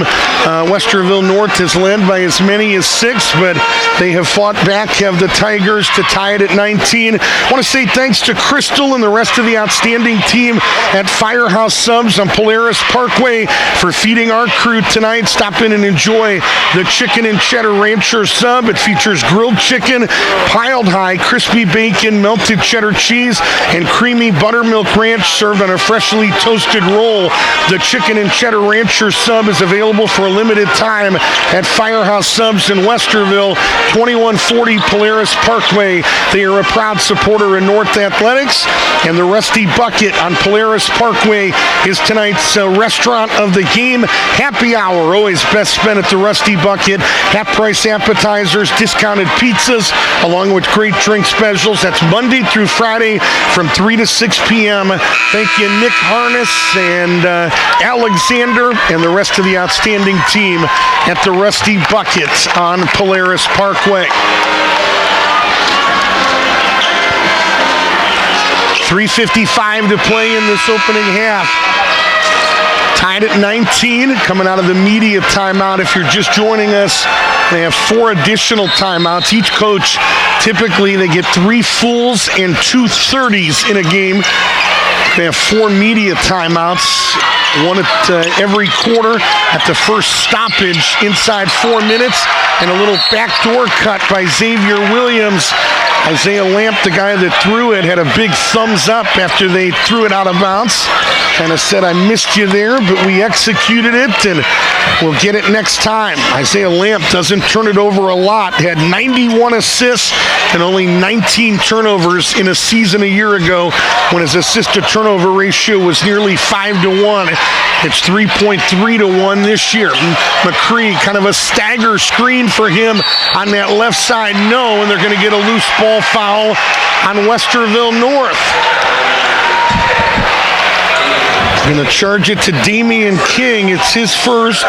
Damian asking for an explanation. Common foul. North has only committed 2 as a team, so no damage done there, really. But maybe the storyline in this first half, Elijah McCree is really struggling right now from the three-point line. Got to keep shooting, and that's what he's going to do. Into the lane. Thigpen, no. Thigpen, a second attempt, and he put it in. Boy, that's a heroic effort by Jadis Thigpen, and it's the first lead of this game. Westerville North comes up empty. Gio Jackson at the other end, no. And it goes out of bounds, and it's going to stay here. So the first time in this state tournament that Westerville North has trailed. Remember, they jumped out to a 7-0 advantage yesterday. Right side, it's Xavier Williams. Now to the right baseline, can't see who it is. It's Thigpen working against Tony Cornett, trying to fade from 17. Gio Jackson saved it in bounds, and he gives the Tigers an extra possession. They go back to Jackson, who laid it in. He saved it to the perimeter. They fired it right back to Gio Jackson, and he put it in. Washington with a 4-point lead. Tyson lost the basketball but got it back. Left baseline, McCree, no good. Rebound, pounded around, and it's going to be an advantage to Washington, but Thigpen lost the basketball. Thigpen didn't have anybody in cardinal and gold within 10 feet of him, but the pass led him a little bit too far. He dove Chris Gent style to the baseline to try to grab it, but couldn't do it. Couldn't keep it in play. Here's some talking out here right now, too. 23-19, 4-point game as McCree spins into the lane. Dropped it off to Damian King, went to the left hand and missed it up close, but it goes out of bounds off of Washington. It'll stay here Terrion Wells will come back in, their first guard off the bench. 3 points already as Gio Jackson is going to sit down with 6 points and 2 fouls. You wonder if you'll see him again in this first half with those 2 as Tony attacks and spins into the lane and put it up and in. 6 for Tony. Cuts the deficit in half, 23-21 with 1:40 to play in this first half. Out there is Thigpen across the timeline, working against McCree. McCree reached. Thigpen went straight to the rim after he missed, but he couldn't finish. Damian King, a defensive rebound. King, an outlet to Medhani. 2-on-1. McCree, 3. Got it! Finally, the lid comes off. He had hit 2 twos. Westerville North had not hit a 3 as a team in the first half. Third tie or lead change. The Warriors with a 5-0 run here late in the quarter. They have taken the lead 24-23. Right wing, it's Lamp. Lamp now to Terrion Wells. Back to Lamp, guarded by the point guard, picked up by Damian King. He wants to create space, and Damian's saying, bring it on. Moves his feet as well as any 5 in the state. Into the lane, Xavier Williams came up, no good.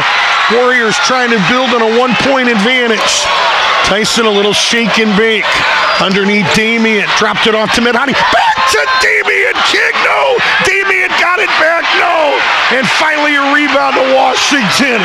One of the prettiest basketball plays you will see. And Damian King having a little bit of trouble finishing at the rim. Chantrussley wanted a carry that wasn't called. Shot no good, and a tip by the Tigers is no good. And apparently a foul and a couple of free throws upcoming.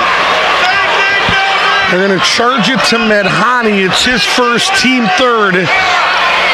Boy, Chantrussley and his entire staff saying good morning, good afternoon, and hopefully good night to you two. Aaron Braun, who missed that call, barking about a carry that was not called. We told you these guys shoot a lot of free throws. And they are making that point, proving that point as Gamble puts the first one in. I've got him 5 of 10 at the stripe, but it's a basketball team that averages 21.9 attempts a game. This is free throw attempt number 11, and it's good. Gamble puts in 2, give him 7. And Massillon, Washington, the 4th tie or lead change in this opening half. They retake the lead 25-24. 3 seconds to play. Tyson, a step back, it would count. And it's a little bit too strong. And so the Washington Tigers will go into the locker room on top by 1.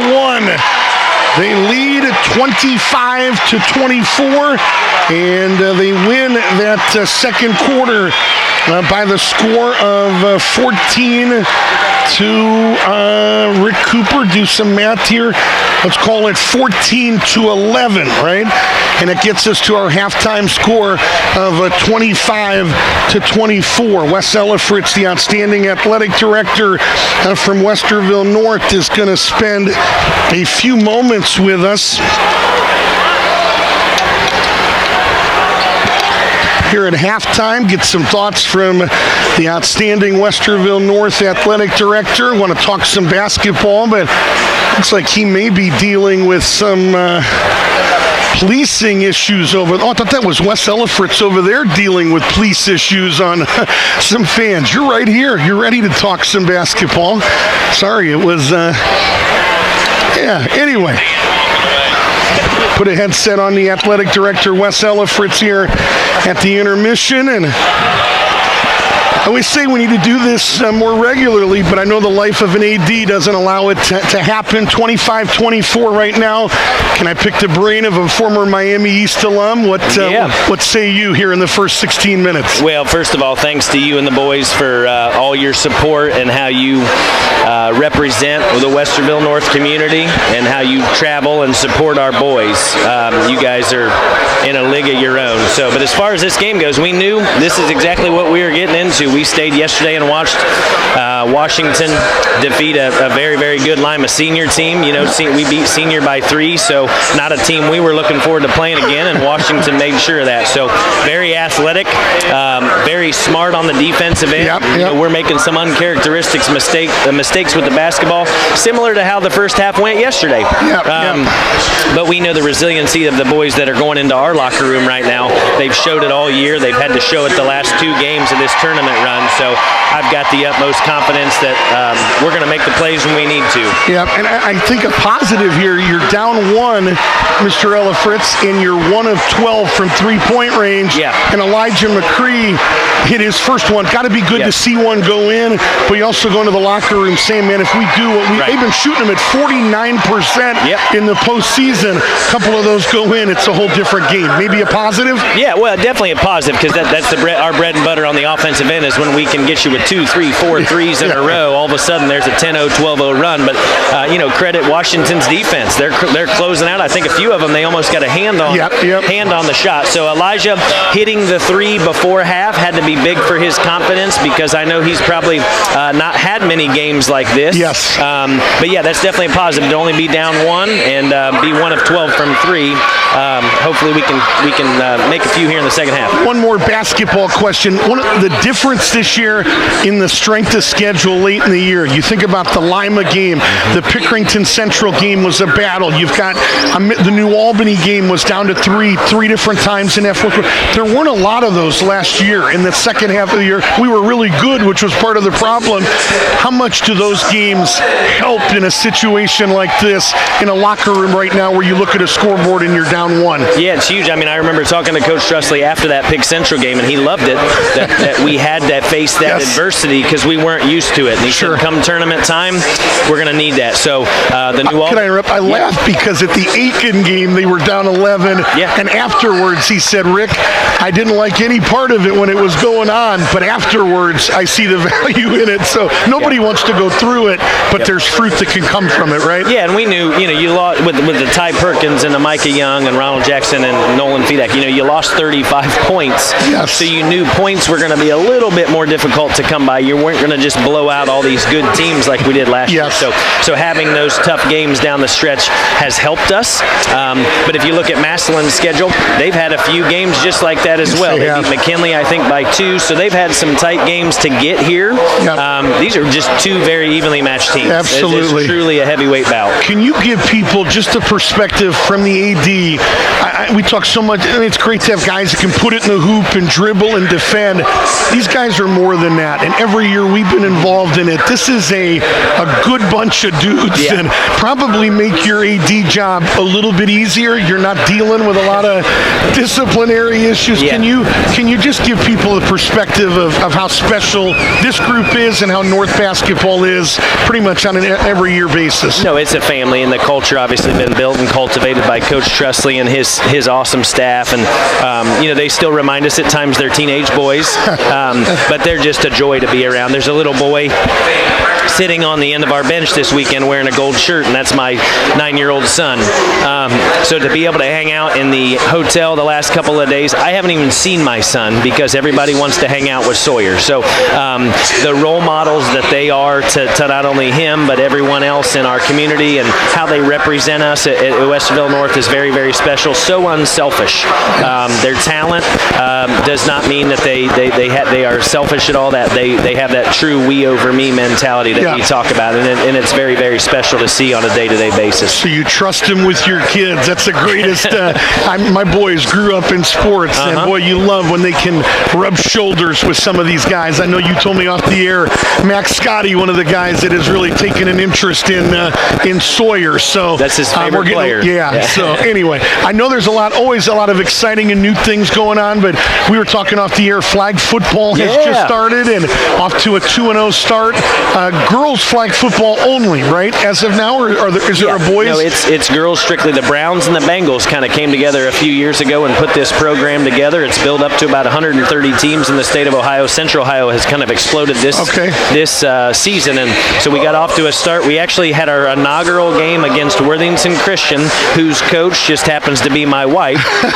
It was a nail biter. We won by 1. Okay. How many points are they scoring in the game? So it's a 6-point touchdown, and then you can go for 1 from the 5-yard line, or you can go for 2 from the 10. Okay, so that's how we played it. Okay, You got to kind of learn the rules a little bit, but Coach Stan Jackson, Tom Bobovnik, our football coaches, they're running the show with the girls, and it's just a joy to watch. So many girls that now have a brand new opportunity to represent us and showcase their athletic abilities. So yeah, it was very fun to watch. Got a good win against WC in London on Friday night. 2-0 right now. How many points are they scoring in a game right now? Is so are these shootouts? Yeah, it was 19-18. Okay. And then the other score was 26-20. So it could go all over the place. Okay. But we're really excited to offer this to our young ladies, and hopefully next year it'll be an OHSAA sponsored sport so that we can make it official school sport at some point. I was just going to ask you that. What do they do this year then? Is it just the season ends and you're done, or is there any kind of postseason opportunity? So every division in Ohio, the league champion moves on to a tournament sponsored and run by the Browns, and then there's 5 at-large bids based on point differential. So basically, you go undefeated, you're in, but if you don't, you might be out. So, yeah. I wonder if they could beat the Browns. That would be my next question. We may have an issue. All right. I was going to ask you one other question before we went. I wanted to ask you about this weekend. Yeah. Kind of a different setup this year. Nice to have an AD perspective. I was talking to Quincy Simpson at Lima, who, of course, went to the state title against South back in the day. He thought it was a Friday, Sunday. Of course, last year we played on a Sunday, came back on a Friday. This is a lot for coaches, ADs, play-by-play guys that saw the midnight hour and more.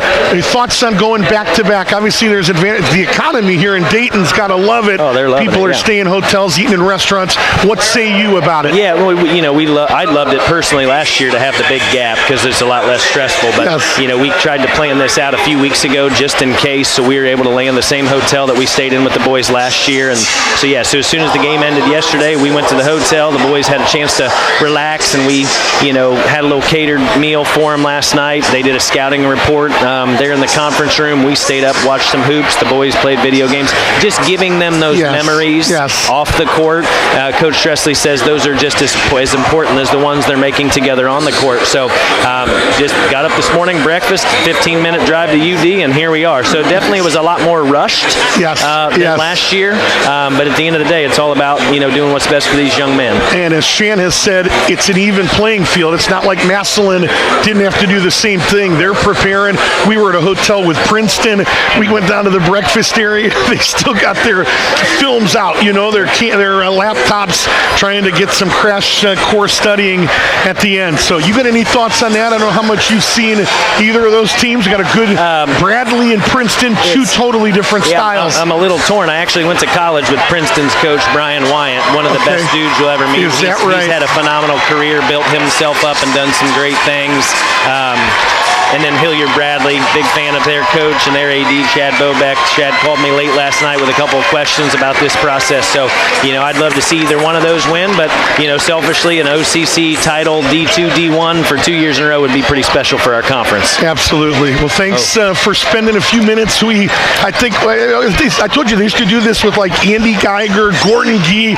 We need to do it, but you're always... Those are bigger names than me, so that's okay. And they have probably a little more... You're running around on Friday nights, but we appreciate you spending a few minutes.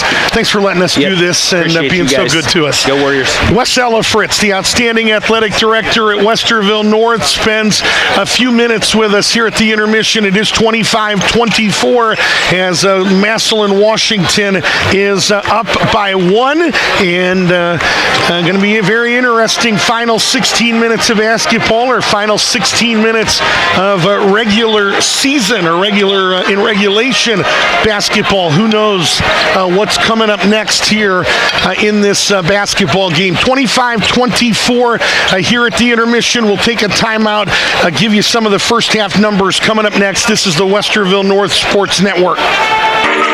Your body's been ready for quite some time. Ready? But not your mind. You have lots to do before you have a baby. But don't forget to take folic acid today and every day to prevent that birth defect's one special day. So when all of you is ready, that baby of yours will be ready to take on the world. Centers for Disease Control and Prevention.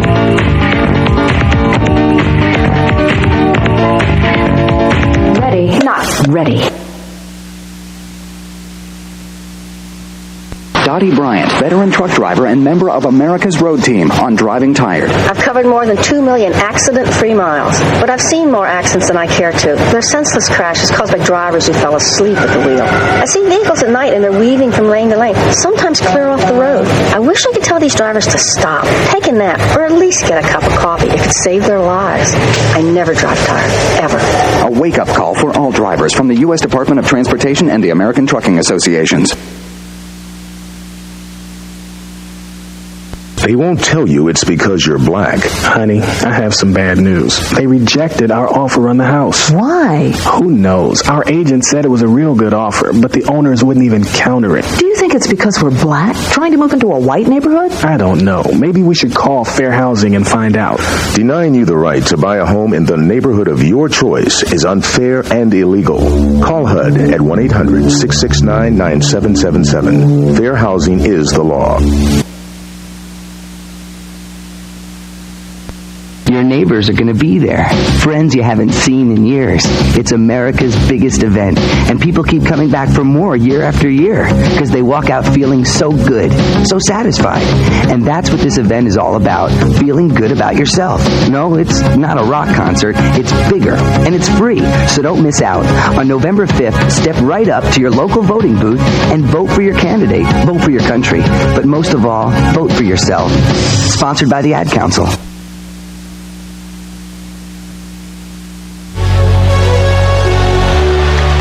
Back here at UD Arena as second half action is just about set to get underway. Big thank you to the Andy Geiger or Gene Smith of Westerville Northwest Ellifritz, outstanding athletic director, spending a few minutes with us as we get set for the final 16 minutes of regulation basketball.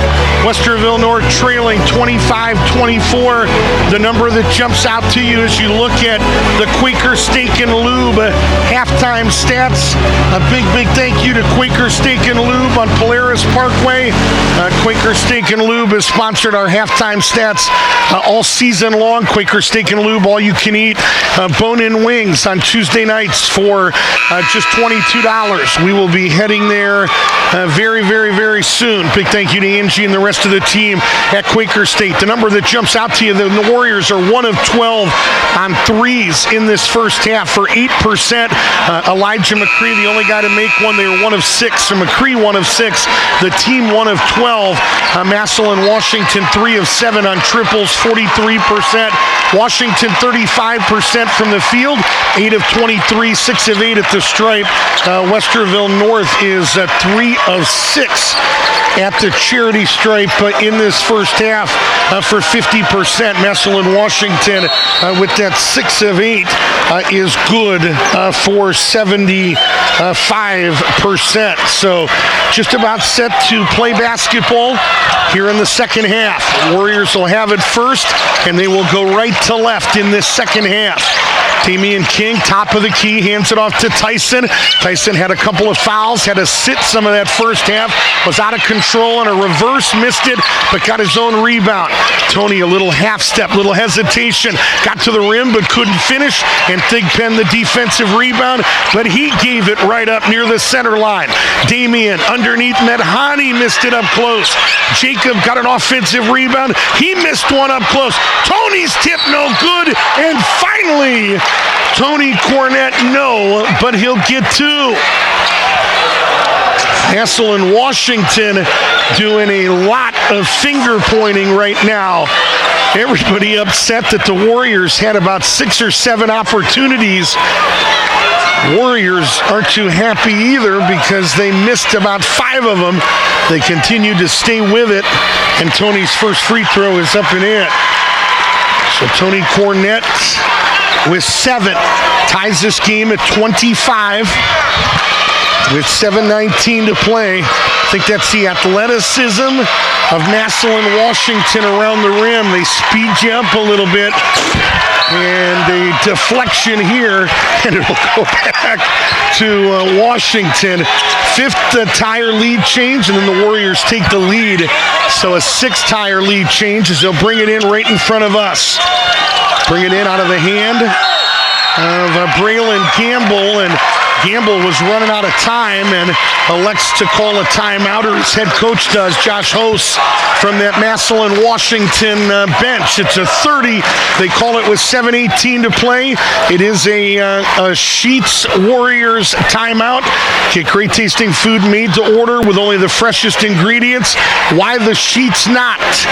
24 hours a day, 7 days a week. They are proud to support Central Ohio high school sports. Kyle Haskins with Geico Insurance is tonight's insurance agent of the game, here to serve you and your family and save you money while providing outstanding, excellent insurance coverage. Remember, Kyle Haskins and Geico Insurance, they're a family-owned small business and tonight's official insurance agent of the game. Learn more at geico.com/Columbus-Haskins. So they will bring it in right in front of us at the scorer's table, and Braylon Gamble will bring it in to the senior Isaiah Lamp. He is one of 3 seniors on this Washington squad. Gamble underneath Jackson, who lost it going up, and they're going to say the reason he lost it going up was because somebody got him on the arm. And that somebody is going to be Damian King. For Damian King, it's his second, first on the team here in this third quarter.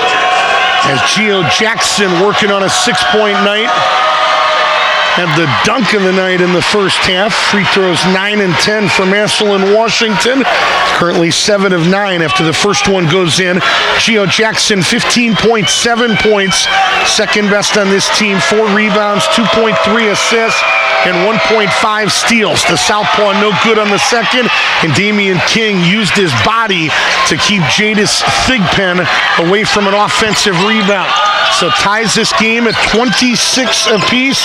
It's our 7th tire lead change. Cornette, top of the key. McCree, his 3 is right there. They were dialing up a little bit of defensive pressure, a little bit of run and jump, and in the midst of running and jumping, they forgot about the best shooter in the state of Ohio. Didn't look like it in the first half. That just is another reason to believe he'll look like it in the second. As Gio Jackson just went back door. Tony went to the other end, no, but he'll get 2. Boy, Tony went to the rim aggressively and was hit hard as he was high up. Fouled and will get 2. It was Thigpen, the 6'1 senior, fearless in challenging him at the rim. So an aggressive play by Cornette. And the first one is no good. Tony had free throw struggles earlier in the year, has gotten better in the second half of the season, but misses the first. Yeah, it's one thing. But if you're going to go get it, I appreciate Tony going hard. And I appreciate Thigpen saying, we're not letting you have that in a state championship game either. Second one is good. So Tony Cornette with 9. The shot no good by Massillon, Washington. And a rebound to Westerville North. Left side, McCree. His 3 is right there.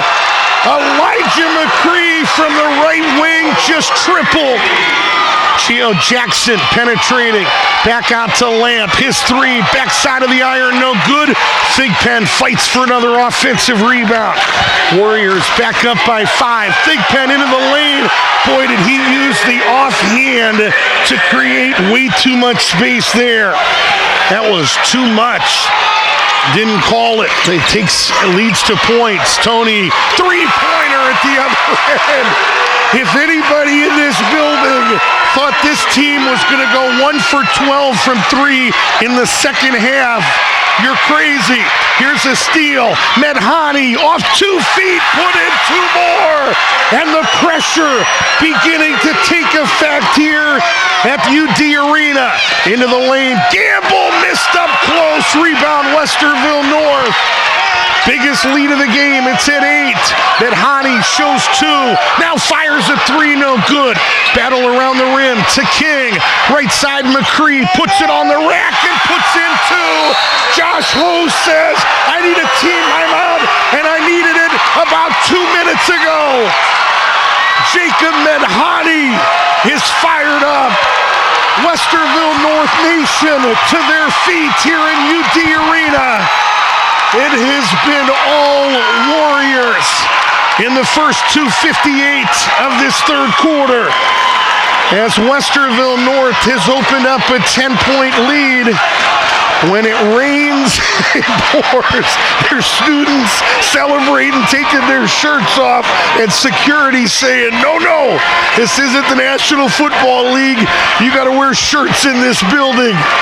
But boy, what an effort coming out of the gate by Westerville North. And boy, it's got to be good to see a couple of those go in and really kind of changed the complexion of this game immediately. Dr. Zach Steffen and Steffen Family Dental in Westerville are proud supporters of Warriors Athletics. Steffen Family Dental provides comprehensive treatment plans and thorough communication throughout the process. It leads to outstanding, predictable results. Call them at 794-3629 or online at SteffenFamilyDental.com. Empirical Sound and Lighting offers sound company. They're the official sound company. Thank you of the North Sports Network. They've been in Cleveland for more than 50 years, now serving Columbus. Audiovisual services for weddings, receptions, ceremonies, and more. Visit empiricalsound.com.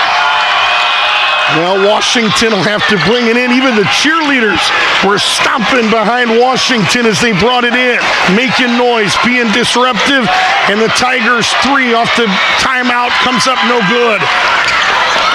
Tony in transition, underneath Medhani, blocked up close. Damian double pumped, and he put it in. Count the basket. They blocked the first one by Medhani, and Damian King put it in. The bucket is good, and the foul is going to be charged to Terrion Wells. Damian with 5. He'll look for 6 with the free throw here, and it's up and in. Desmond O'Keaney will check in. This is a 13-point basketball game.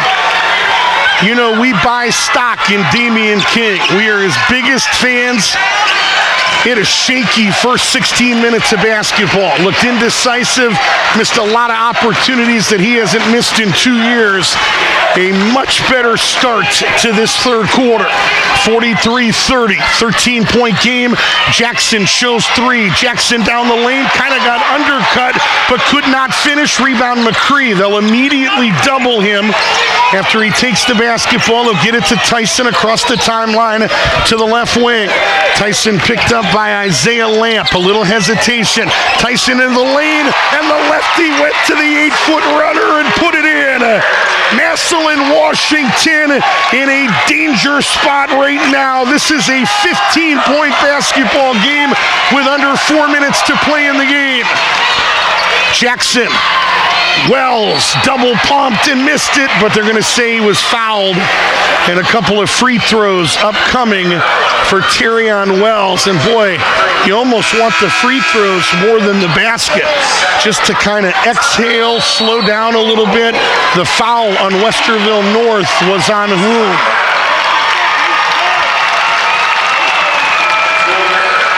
It's going to be a media timeout. And they're going to charge it to Tony. No, going to charge it to McCree. Ricky's pointing all over my chart. Again, we're in a state championship. This place is unreal. But a 13,000-seat arena and jumbotrons and scoreboards everywhere, and nowhere on this board do they post fouls. I don't understand. We're going to charge it to O'Keaney. Foul on O'Keaney is his second, and a couple of free throws upcoming out of this media timeout. So Westerville North, their 3rd state championship in school history. They are 2-0 in state title games. Of course, winners back in 1994, back in the Dave Hoover era. They knocked off Cincinnati Withrow 50-48 in overtime. And last year, put it on Massillon Perry 78-46, a 32-point win in that 2025 state championship. Of course, Dave Hoover in 95 went back to the Final Four, but they lost in the state semis to Zanesville, and Kevin Truman in 1996 took North to a third straight Final Four, but lost in the state semis 42-38 to Toledo St. John. So the Warriors trying to stay perfect here in state championship games, and down one to start the third quarter. Not anymore. They have gone on a Ricky Cooper? 25-24 at halftime, Massillon, Washington. So you do the math. A 21-5 run to start this third quarter to open up a 45-30 advantage. Boy, we talk a lot about our sponsors. Final time we're in the air this year. Man, these people have been incredible helping us get these games on the air absolutely free of charge. Please, please, please say thank you to them. Support them as much as you can.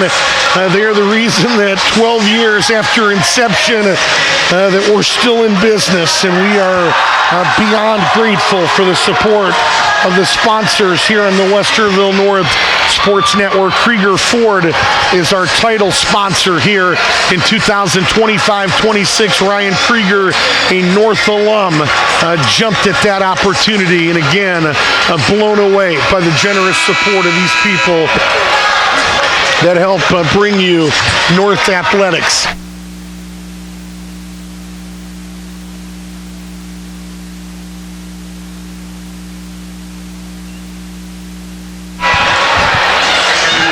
So out of the media timeout, a couple of free throws upcoming here for Terrion Wells. Right-hander, 6-foot sophomore. First one is up and in. So Terrion Wells, a 3 in the first half, a point here in the second. Never gets too high or too low, even keel. One of his best attributes, according to Josh Host. And Terrion Wells hits the second, takes the deficit down to 13, 45-32, with under 4 minutes to play in this third quarter. McCree, boy, that left-handed runner did everything but stayed out. Pinballed around 3 or 4 times and then kicked out. Rebound Westerville North, however. Fresh possession, and Chantrussley, boy, just about, 15-20 seconds after the media timeout, wants a 30, I think. Let's see if they stand or sit. There's going to be a 30. They'll stand. It's a Sheets timeout. Professional truck drivers earn points as well with the My Sheets Rewards program. Receive a free fountain drink or coffee each and every time you stop in and purchase 25 gallons of fuel. Visit Sheets.com for all of the details. I want to say thanks to Oasis City Church. They've been our church of the game all season long.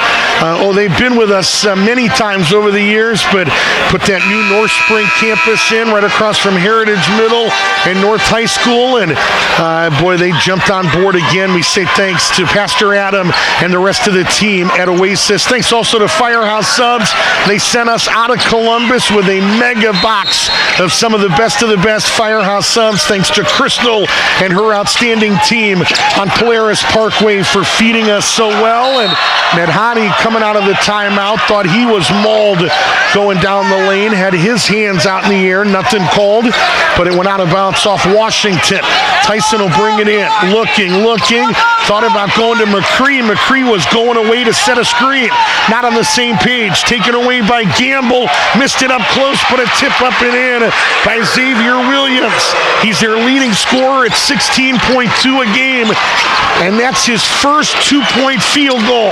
He has 3 in the game. Medhani thought about a 3, instead goes right elbow, 15-footer no good, a tip, and it'll go out of bounds and stay with Westerville North. Yeah, Tyson made eye contact with McCree on that inbound. They looked like they were on the same page. Was trying to get it to Elijah, and Elijah kind of at the last minute decided to go screen away and ended up throwing a pass to Tyson Perkins right into the hands of a Tiger in the dotted area. 11-point game. 45-34 hesitation move by McCree, and eventually lost the basketball in the process. Looking to push is Washington. They gave up a good look to get a great one. No good. Jackson underneath lost it, and they're going to say he was fouled. They're going to charge it again to Damian King. Third on Damian King. And Westerville North has committed 3 as a team. Geo Jackson to the line. The southpaw first one is no good. Geo Jackson, a 63% free throw shooter, 47 of 75, 7th best on this team. Marcus Gardner trying to come into the game, started jogging in and then heard a horn and turned and retreated. He said, no, big fella, you can still keep coming in. Does so. Isaiah Lamp, the point guard, will sit down. Chick-fil-A lineup for Westerville North. McCree, King, Tyson Perkins, Tony Cornett, Jacob Medhani. So Shan Trustley, worth noting, in the first 5 minutes and 20 of this third quarter, has stayed with his starting 5 as Tony caught it diving to the rim, but could not finish. Lost the basketball. Taken away by Washington. Into the lane. Thigpen, a little bit out of control, and he lost it off his thigh out of bounds. Josh Hose is really upset on that Washington bench. He has given the Central Ohio official as part of this crew a word, and I think Josh Hose, or is it Thigpen? It's Thigpen. If it's on Josh Hose, he's got to sit down for the remainder of this state championship. But he barked about it. Thigpen argued about it, and they're going to charge it on the player, Thigpen, who lost it off his thigh, and not Hose, the head coach. So McCree, who is at better than 90% at the charity stripe, will shoot the free throws at the other end, and the first one is no good. Elijah McCree missed one in the regional final. That's when you know you're good. Rick Cooper, our play-by-play guy, remembers when I missed one 2 games ago.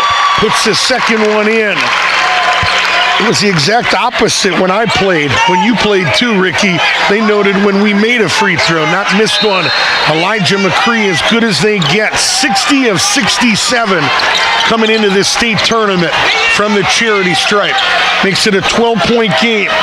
Westerville North has led by as many as 15 on a mega run here in the third quarter after being down 1 at the intermission. Tyson working against the big fella. Step through to Tony. Make that Damian. Back to Tyson, who put it in. Boy, that's exactly what you do when somebody's up and in you and has no business doing it. Pass and cut to the rim. That's what Tyson did. And a reach-in foul at the other end. And Tyson just picked up his third. And Marcus Gardner, fantastic basketball player, but has no business getting right up on Tyson Perkins. So how do you beat that if you don't beat it with the dribble? You make a pass and then beat him backdoor to the rim, as that's exactly what Xavier Williams did there on a beautiful backdoor for Washington. He lays it in. I mean, it was a piece of cake. He threw it to Tony or Damian, whoever it was, and went right down the lane for 2, and McCree at the other end missed up close. Medhani, an offensive rebound. He missed it. Damian had his paws on it, taken out of there by Xavier Williams. Williams to Geo Jackson. Left baseline underneath. Wells, no, but a tip up and in by Jackson. Again, called it a heroic effort earlier. He was falling to the floor when he tipped that one in. McCree had a decent look on a 3 that went halfway in, and a rebound to Washington. The Tigers are within 10.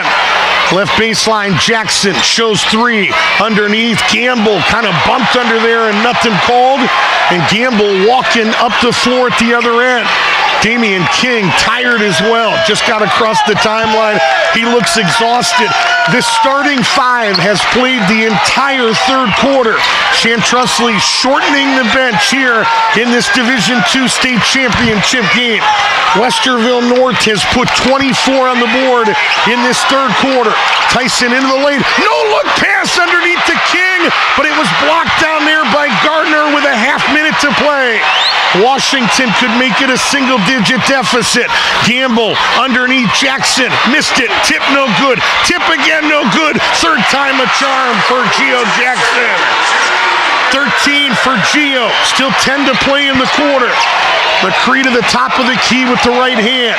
Now attacks middle. Double team by Wells. Underneath Tony. Lost it. Still tipped it up and still nearly put it in.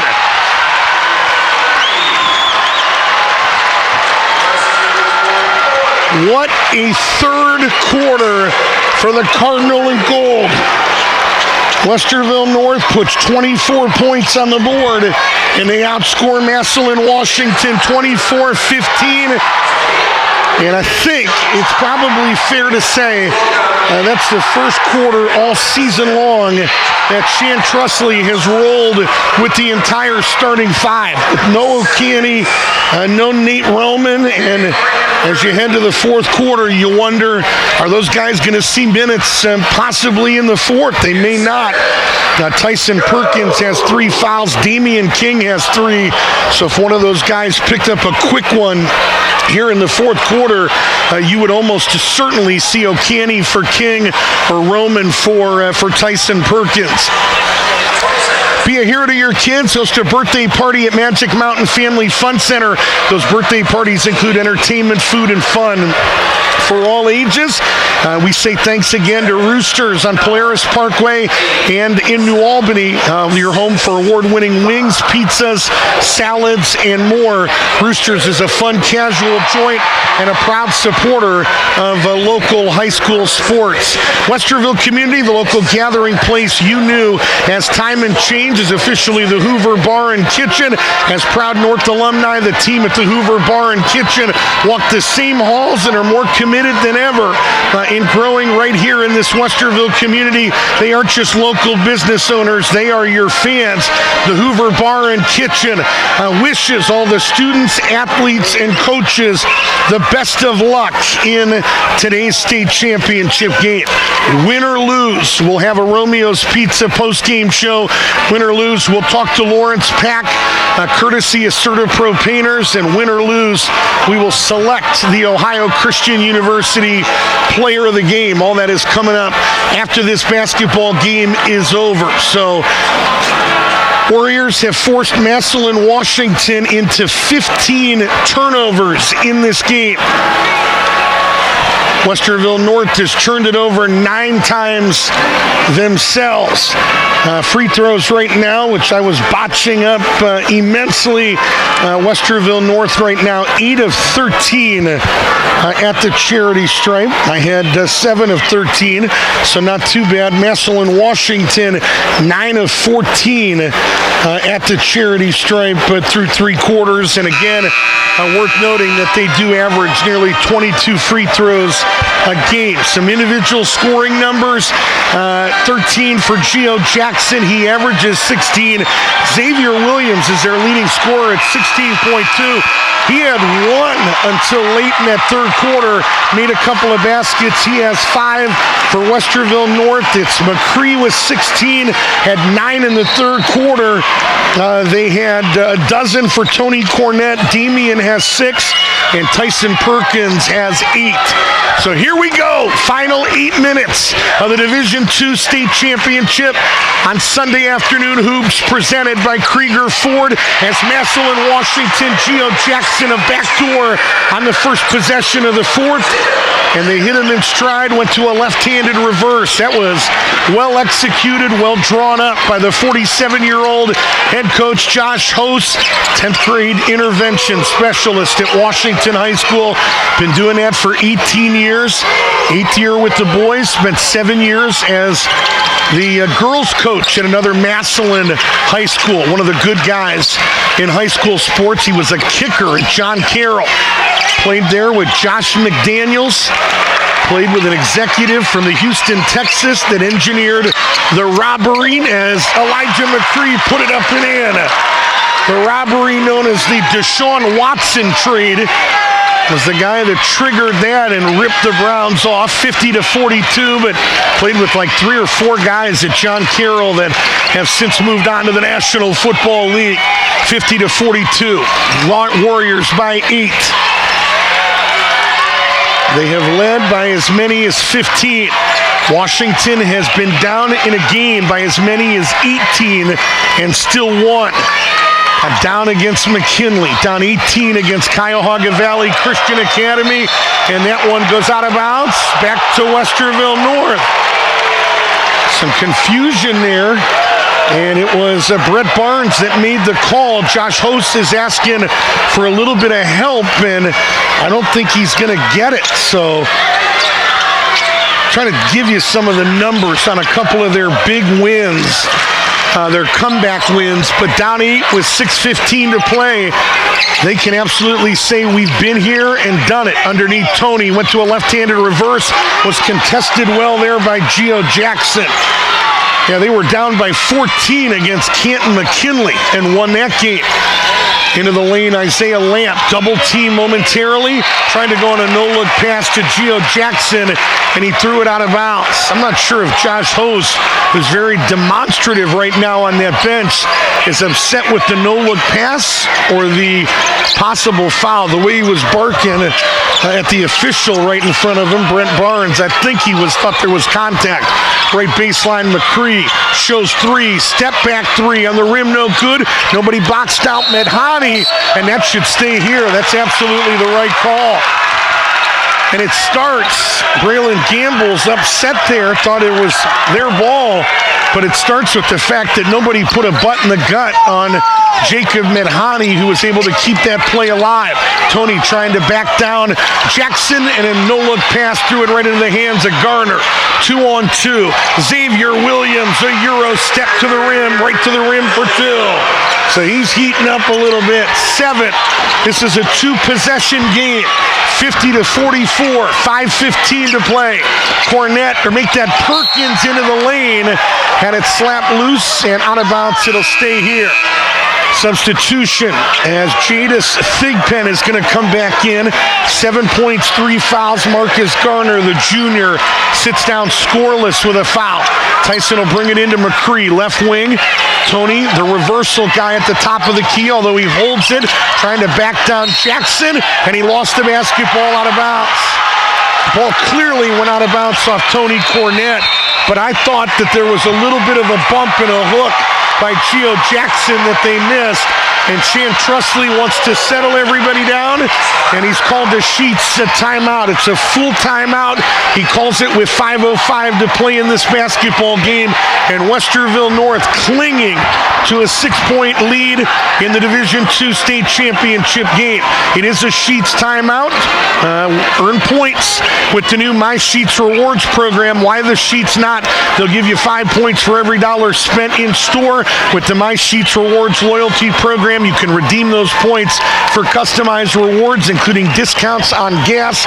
The more points you earn, the faster you'll climb the ranks. Go from fan to friend and ultimately freak. Visit Sheets.com for all of the details. Westerville North winning this game despite shooting 34% from the field, 22% on threes. Massillon, Washington, 41% from the field, 30% on threes. Warriors have forced the Tigers into 17 turnovers in this game and have turned it over 11 times themselves. Sunday afternoon hoops presented by Krieger Ford. They're the exclusive Ford dealership of the Westerville North Sports Network, 1800 Morse Road in Columbus, home of the Krieger commitment, best cars, best people, and peace of mind. Shop at KriegerFord.com today. Another Central Ohio team, Hilliard Bradley, making their first Final Four appearance in their history, led by an outstanding coach, Brett Norris, will take on Cincinnati Princeton in the Division I state championship at 3:15 in this building.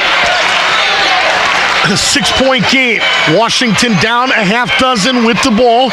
Lamp on that left baseline. Jackson in the vicinity. Didn't really set a screen, but just kind of got in the way. And Isaiah Lamp just raised up and tripled. This is a 50-47 game. To one possession with 4:30 to play in this game. After the Lamp 3. And Geo Jackson just created space. Lamp kind of just stood there and waited, and then raised up, and Thigpen just took it away from McCree. Thigpen loose in transition, and he put it in.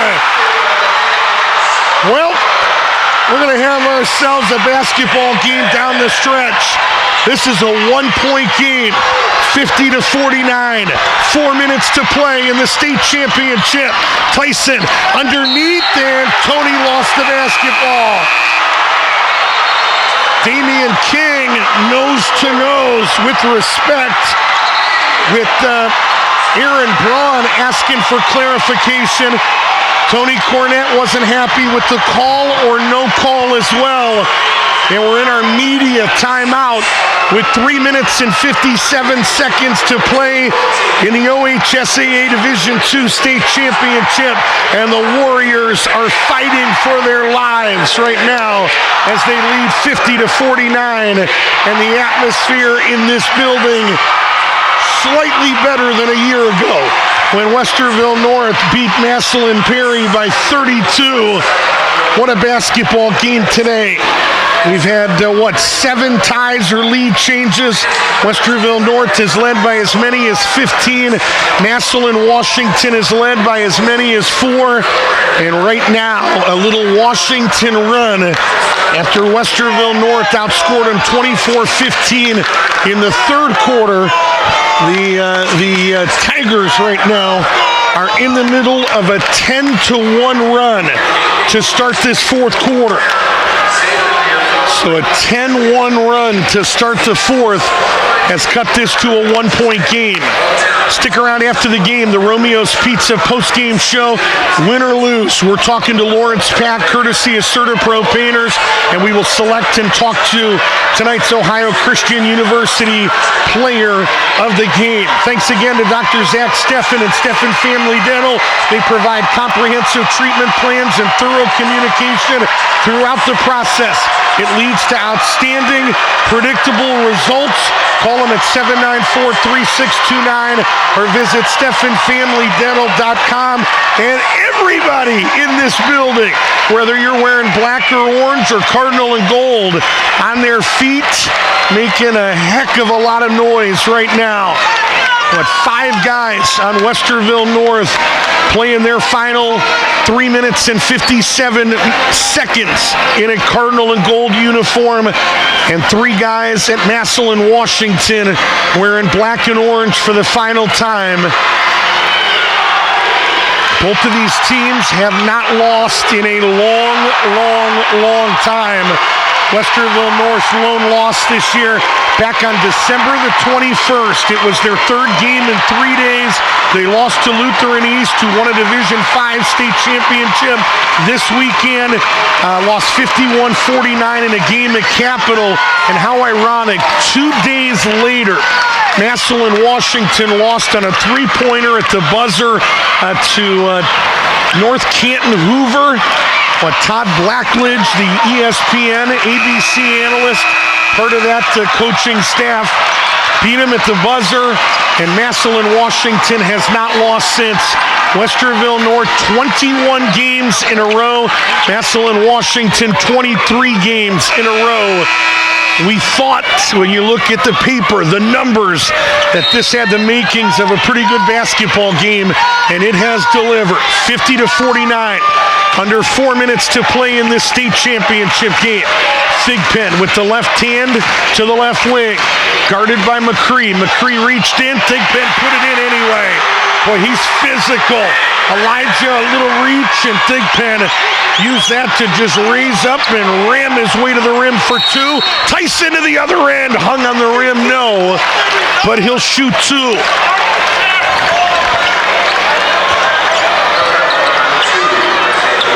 So Lamp the guilty party. His second. First on the team, I think, here in the fourth quarter, and it is. Tyson to the line. First one is no good. Free throws 14 and 15 for Westerville North. Worth noting that it is a 12-1 run right now for Massillon, Washington. Tyson with a chance to tie it with the free throw. Bends the knees and hits. Ice in those veins. Tyson with 9, and Shan Trustley is going to call a full Sheets timeout with 3 minutes and 34 seconds to play in this game. We've got Westerville North 9 of 15 at the charity stripe in this game for 60%. It is a Sheets timeout. I think Sheets has gotten with these media timeouts. I'm going to send them an extra bill, but enjoy what you want, when you want it, 24 hours a day, 7 days a week at Sheets. You know why they get an extra bill too? Every time we brought Ronald Jackson up, the offensive player of the year in the league a couple of years ago in football, of course, Stanley Jackson's son. We always said Magic Johnson smile, one of the most pleasant kids. One of our questions, we're bad play-by-play guys. We always ask the young athletes, where are you eating after the game? And some of these guys, they say Roosters, who's one of our businesses we get support from, and Ronald Jackson, time and time again. Ricky Cooper, his answer would be Ronald Jackson, after a football game, only wants to eat one place.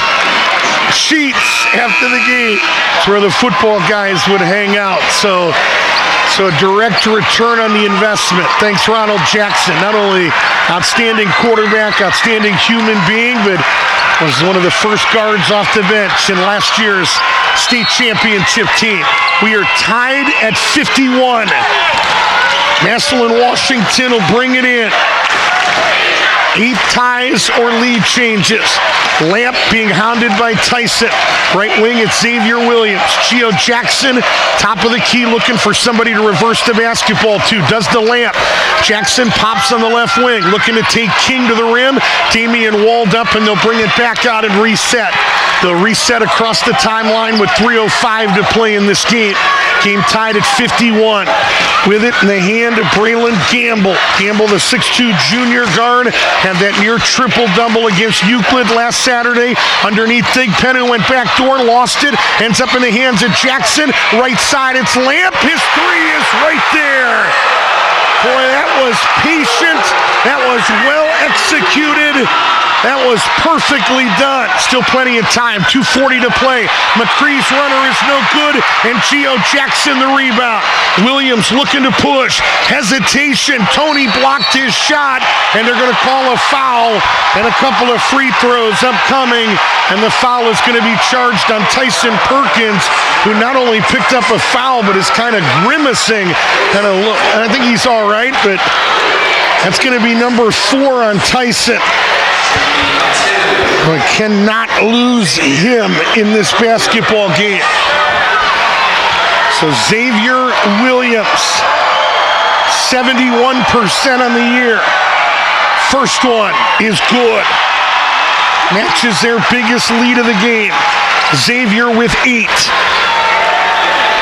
We have him 10 of 15 at the stripe right now. 67%. Bends the knees, second one, good again. Big free throws, makes it a 2-possession game. Tyson left wing, Tyson into the lane, skips it to McCree. Wide open 3, pinball no. Tony Cornett no, as he had a good look. And Gio Jackson the rebound, leaking his Thigpen to the other end, no. And Tyson Perkins just fouled out of this basketball game. Boy, that's a difficult spot. Do you challenge at the rim, knowing you may pick up your 5th? If he doesn't, Thigpen is putting it in, and it becomes a 7-point game. Tyson chose to challenge, and he's going to foul out of this basketball game with 2:12 to play. And the heart and soul of this team in so many ways, with a lot of emotion as he heads to the Westerville North bench with 9 points and 5 fouls. First one for Thigpen is up and in. Jadis Thigpen with 7 in the second half. 12 in the game. Massillon, Washington, a 6-point advantage. Their biggest lead to 12 to play. Jadis Thigpen, 4-year varsity kid, 4-year starter. They call him Big Shot Bob, but can't finish there. So it stays a 2-possession game, 57-51. Warriors got to get good looks and be patient. McCree, left side, Tony, got an open look for 3. Damian King just outworking everybody underneath the rim. Nobody in the gym was getting that offensive rebound other than Damian King. He's got 8. It's a 4-point game with 1:45 to play. Medhani dialing up pressure, and he commits a foul. Not sure that that's what Chantrussley was drawing up on the Westerville North bench. It's the 3rd on the team. So Westerville North, if they want to turn this into a free throw shooting contest, they got to commit 2 more to get into the penalty. Remember, 5 is the bonus now. Second year, we've penalized by quarter. 5 1/4 gets you 2. Left side, it's Gamble. Taking his time into the lane, no, but he'll get 2. And Damian King doesn't like the call, as he thought he walled up pretty well. And Damian King just picked up his 4th with 1:32 to play. And Braylon Gamble is going to go right back to the line. He is a 60% free throw shooter. So this is probably the guy that, if this turns into a free throw shooting game as he pinballs the first one out, probably a good contestant to play in that game. Let's get him to the line. 60% of the year, though that one looked good. It just caromed out. Went halfway down. 4-point game. 57-53. 1:32 to play. He missed a pair. Rebound, Damian King. Medhani, Tony, underneath, got undercut, and it's going to be a block, and North is going to get 2. Isaiah Lamp tried to beat him to a spot and draw the charge. And Tony is going to go to the line with a chance to make this a 1-possession game. Worth noting, shame on me, it's Nate Roman that has checked in. The backup guard for Tyson Perkins. First one for Tony is too strong. 16th and 17th free throws for Westerville North. We've got a 9 of 16 at the stripe for 56%. One more out of the hand of the first team OCC Capital forward. Bends the knees and missed it. Damian King did it again. Another offensive rebound. That guy is an animal. 57-55, Steele McCree, he got undercut, and he's going to shoot 2 with a chance to tie the basketball game. Are you kidding me? They pick the pocket. Isaiah Lamp is down here on the left wing, and teammates are waving the training staff to come out and check on him. May have hit a head to the ground and is in some discomfort. Lawrence Peck saying, everybody get over here to this sideline. Let's take this time to talk about it a little bit. Damian King does it again. You missed 2 free throws at a pivotal moment in this game. And I'm telling you right now, Division 1, 2, 3, 4, 5, 6, 7, Division 20, there is nobody keeping Damian King off the backboards. Maybe the best offensive rebounder in the state. And the will to rebound for that young man, who again had a shaky first half, missed a couple of those up close. Does not miss here. They get Lamp up, and he's walking off. Josh Host saying a few words, getting his money's worth, walking off the floor, barking about it. It was McCree, too, right? Is going to shoot these free throws, right? 90% free throw shooter with a chance. Boy, a minute ago, this did not look good. But Elijah McCree, 90% at the stripe. Couple here with 1:12 to play could tie it. First one is up and in. Elijah McCree, we've got him with 19 points, had 9 in the third quarter. O'Canny is going to come in. Nate Roman is going to sit down. Worth noting, Josh Host has brought in, we call him the big fella, Marcus Garner to try to deal probably with Damian King. Second one is no good. This time they keep King off the board. So McCree splits a pair. What was it? About 1:15 left. And so it's a 1-point game, and they're going to get a reach in on McCree. And now that puts Westerville North at 4. So every foul the rest of the way will be free throws. So no damage done there for Elijah. It's only his second. Oh, nope. They're going to say what? Team 5th? It is 5 on the team. So they'll take Jadis Thigpen to the line. 66%. First one is up and in. Nothing but net. 13 for Thigpen, 8 in the second half. 2-point game with 61 seconds to play. They'll bring Roman in. So kind of right now, nope, they're going to bring Roman in for Tony's coming out. No, now they're going to, well, Tony's got something they are tending to. They're going to replace, right, they're replacing O'Canny. And Tony maybe with some blood on a leg. Is that what it is? Josh Host is saying, no, you don't get to do this. Typically, boy, the officials, you just never know. I got the lead official here, Kurt Schooley, saying, let's get this thing moving. So they allow him to tape it up. Typically, an official will give you a half a minute to kind of, can you stop the blood? Let's go. And Massillon, Washington, that half minute felt like about 10 minutes. But they allowed Tony to stay in. So it's O'Canny that checks out. Roman is in. Second one coming out of the hand of Thigpen. Missed it, and a rebound to McCree. So the Warriors down 2. We're under a minute to play. Medhani's 3 on the right side. No good.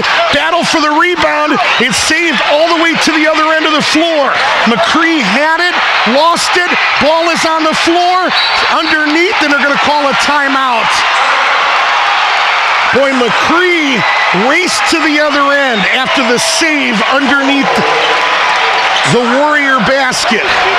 Boy, the Tiger did the right thing too, didn't he? He saved it to the other end of the floor. And McCree, I don't think he realized how close the Tiger was trailing him. And when he grabbed the basketball, there was somebody right there to put their paw on it, slap it loose. Everybody went to the floor. And it's probably, in the grand scheme of things, a good thing that Josh Host called that timeout, because there was a guy standing underneath the basket that if they were able to make that pass with a rear end on the floor, it was going to lead to a bucket and would have made it a 4-point game. So instead, we've got a 2-point game, 58-56, with 44.7 seconds to play in this basketball game. Westerville North is over the limit. O'Canny is going to come to the table and check in. And he did get in before the first horn, so he is okay. So O'Canny is in. Roman will sit down. And maybe the million-dollar question right now is how long do you play out of possession? I've seen several teams in March Madness let possessions play out in moments you can't. With 44.7 to play, North can try to get a turnover without committing a foul. I would think that's what Shan Trusley will do a little bit. We'll see. As they try to bring it in, did so to Gardner. He lost the basketball. Tony is ahead of the pack. Tony went to reverse. No. McCree put it in. Elijah tied the game with 36 seconds to play.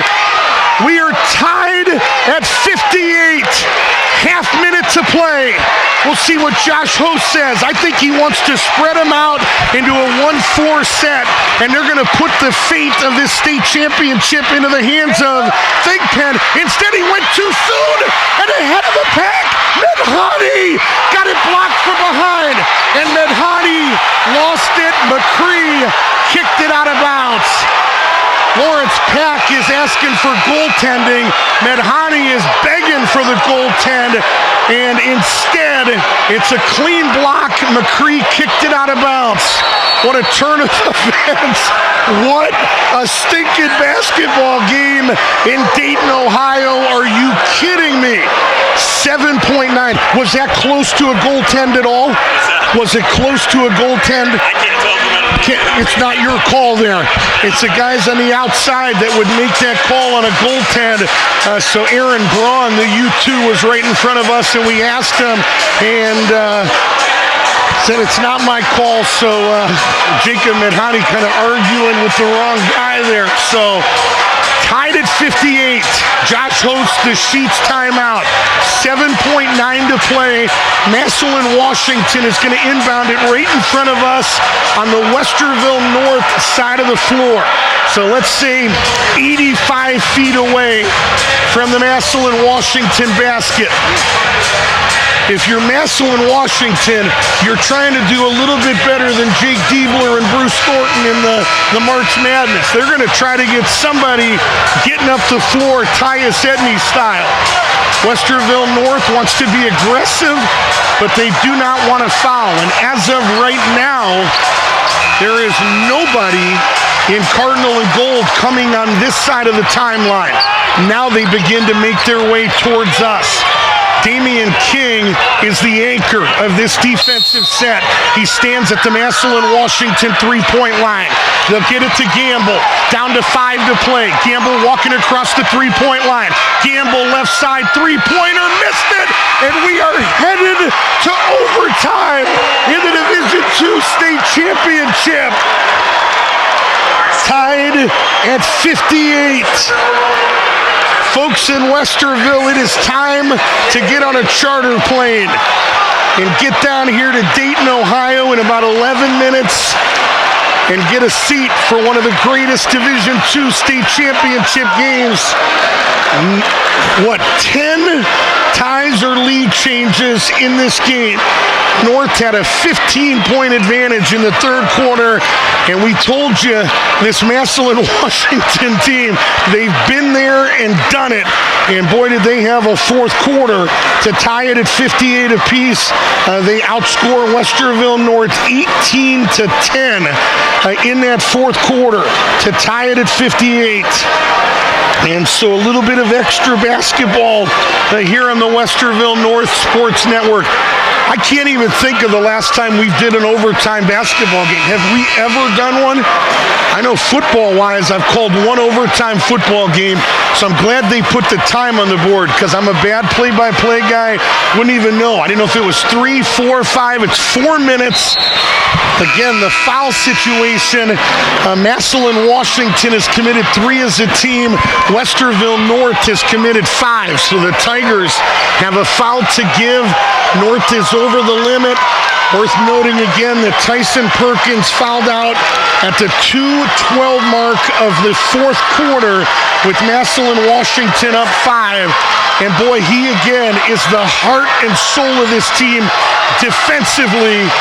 For this team to fight back against a 26-1 team with no Tyson Perkins, win or lose, monumental. Tony controlled the opening tip, deflected it, and eventually then grabbed it himself. Tony to Medhani. Medhani with the right hand to the top of the key.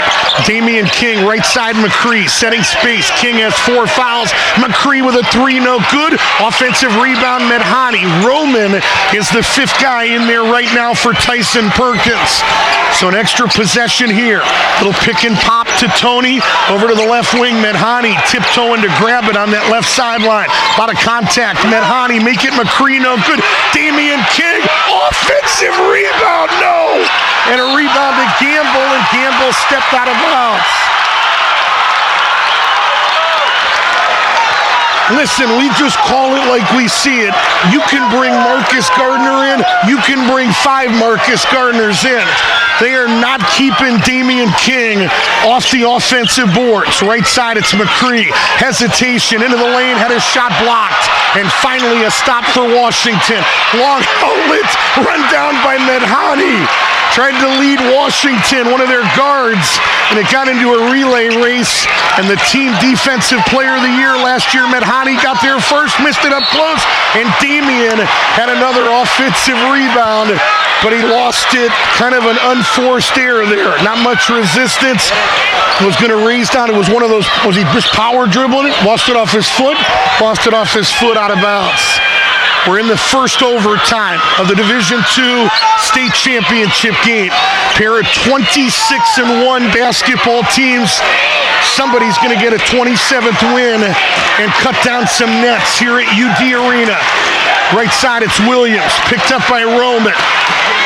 Over to Geo Jackson, now to the left side, Thigpen. Got the step and then settles, 17-footer. That's a big-time move. Did it over Medhani. Jacob did a lot of things right there.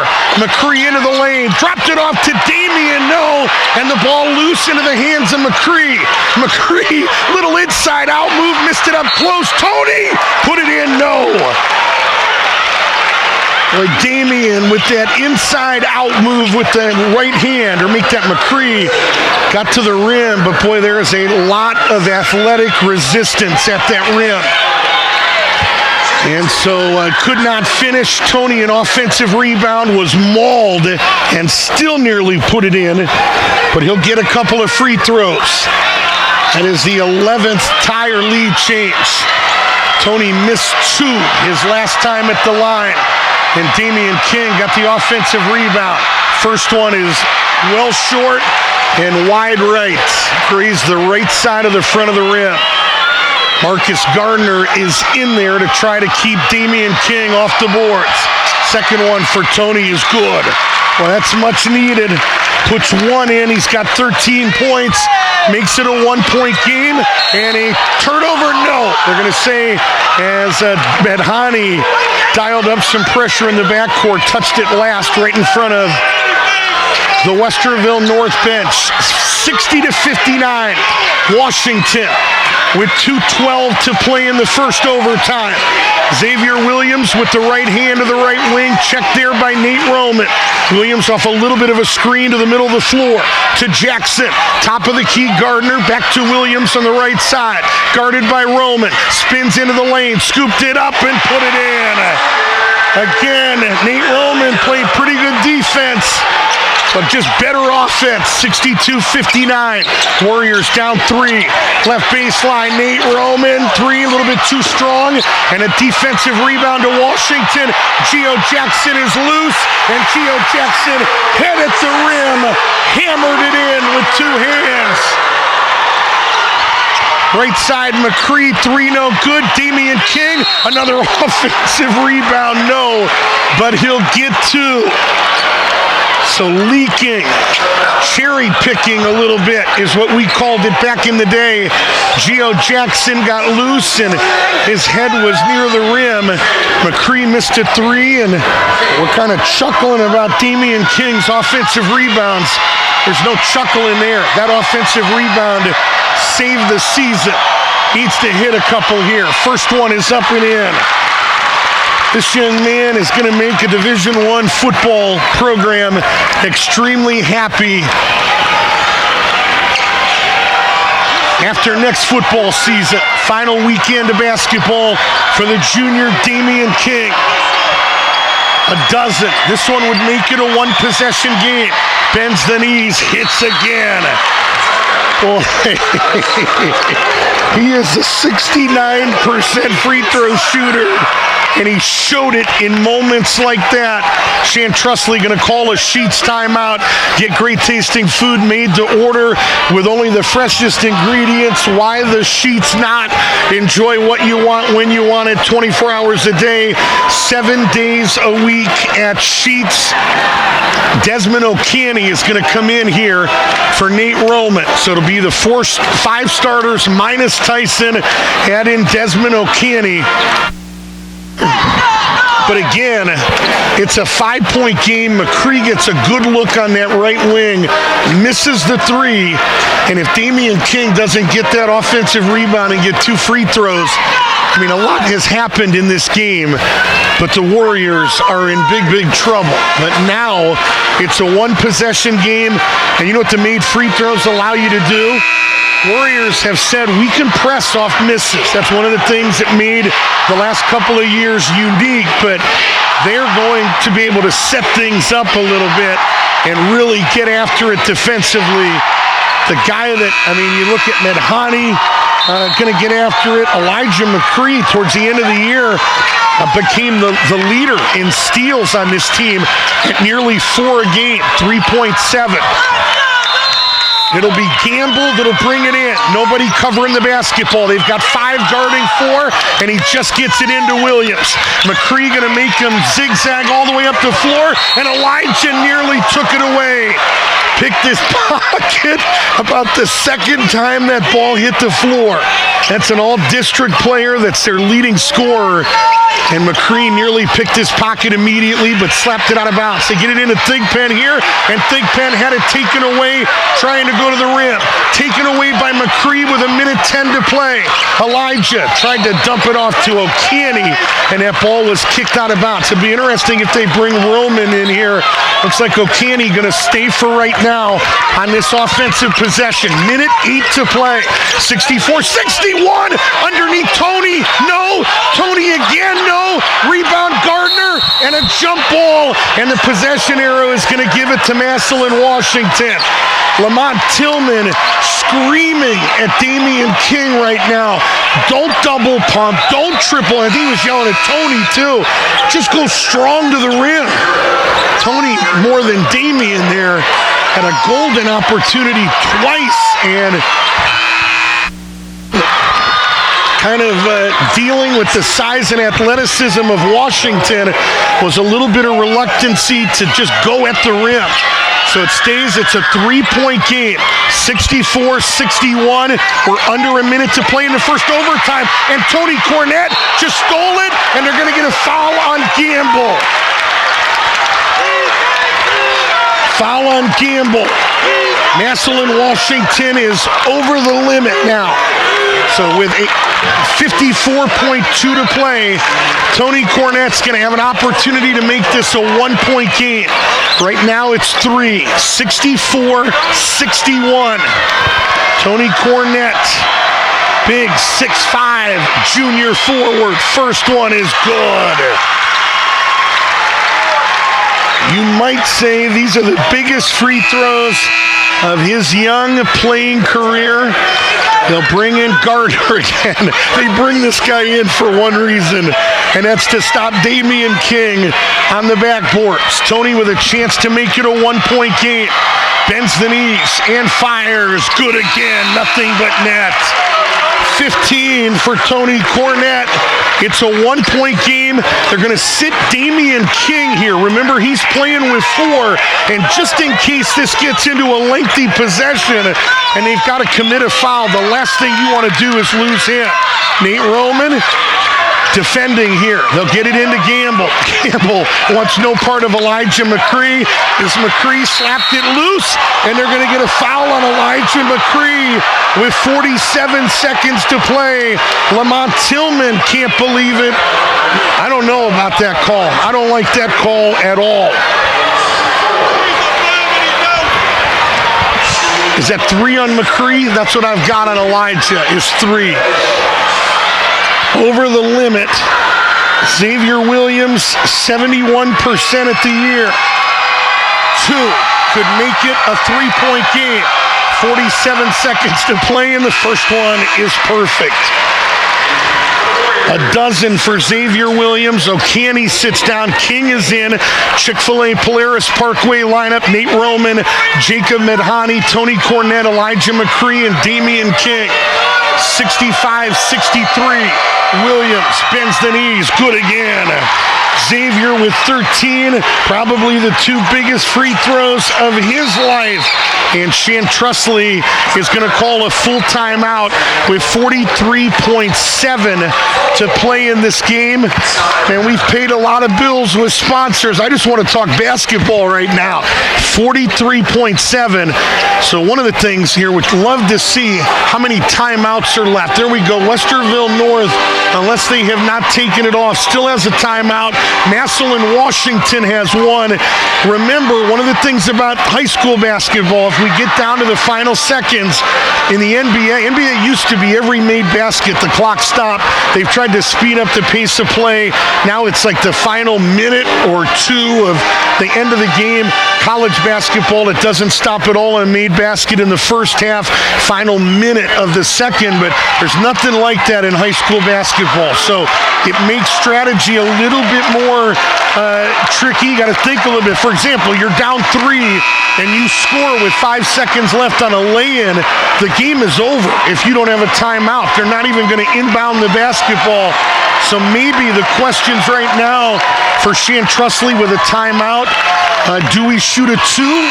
A quick 2?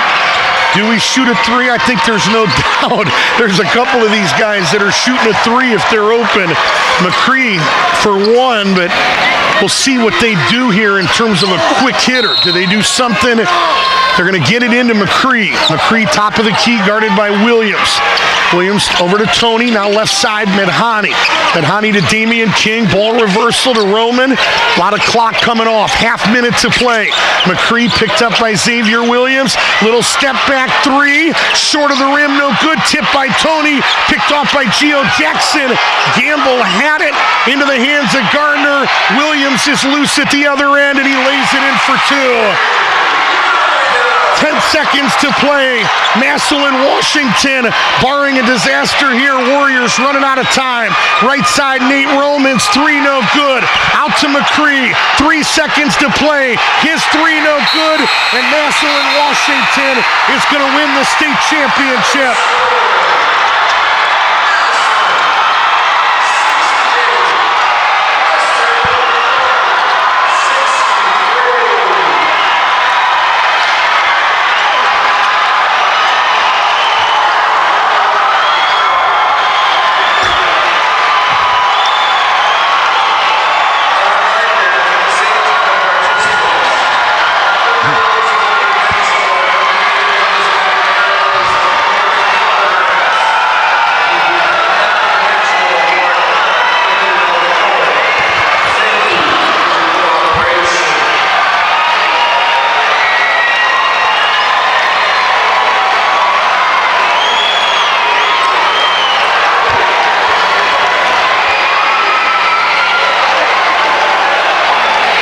One of the greatest basketball games that I have ever seen in my life.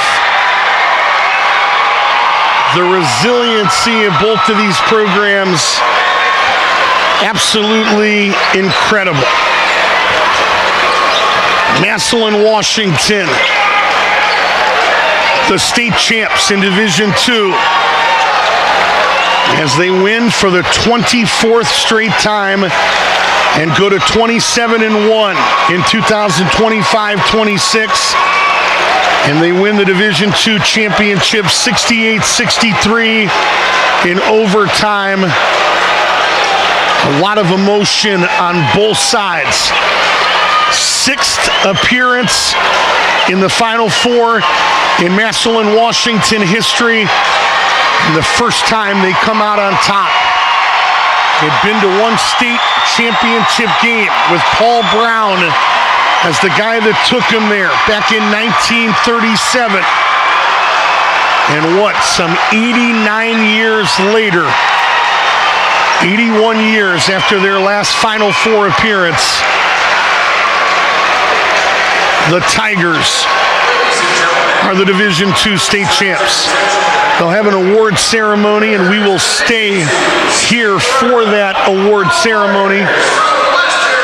Westella Fritz, Kyle Yancey, or Principal Yancey, thank you, Kurt Yancey, out there to hand out awards, and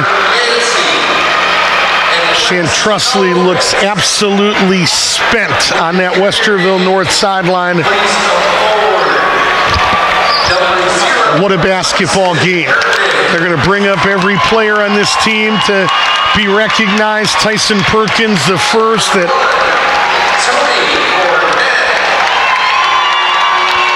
Tony Cornett.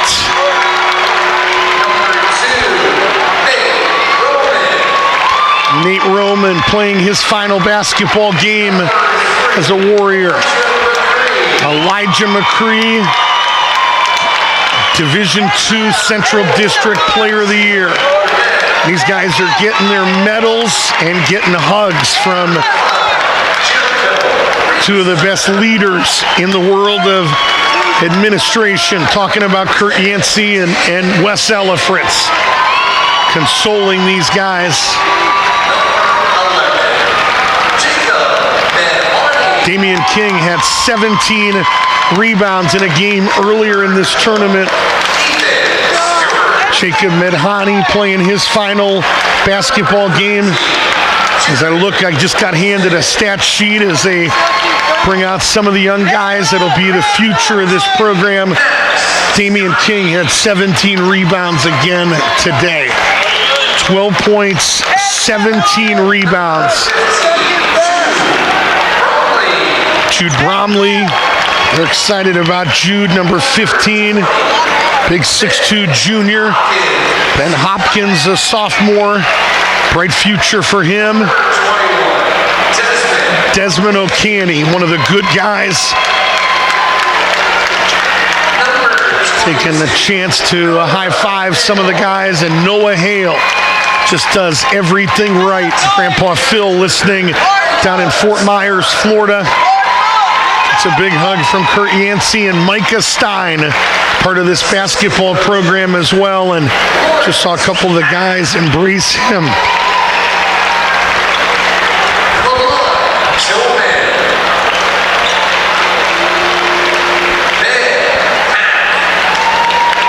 The coaches on this staff are the best in the state. Kylie Gester being recognized, Jalen Hearn. And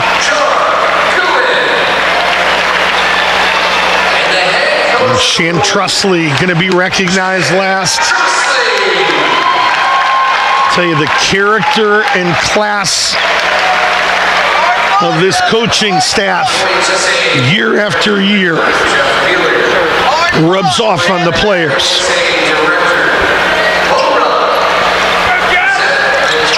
It was John Maxwell who wrote a book called The Law of the Lid. Well, that was part of the book, and you can only take people, one of his laws of leadership, as far as you can go. You can't have character kids when you're a knucklehead as a coach or have a staff. Bo Rugg with the OHSAA sharing some words of encouragement right now, but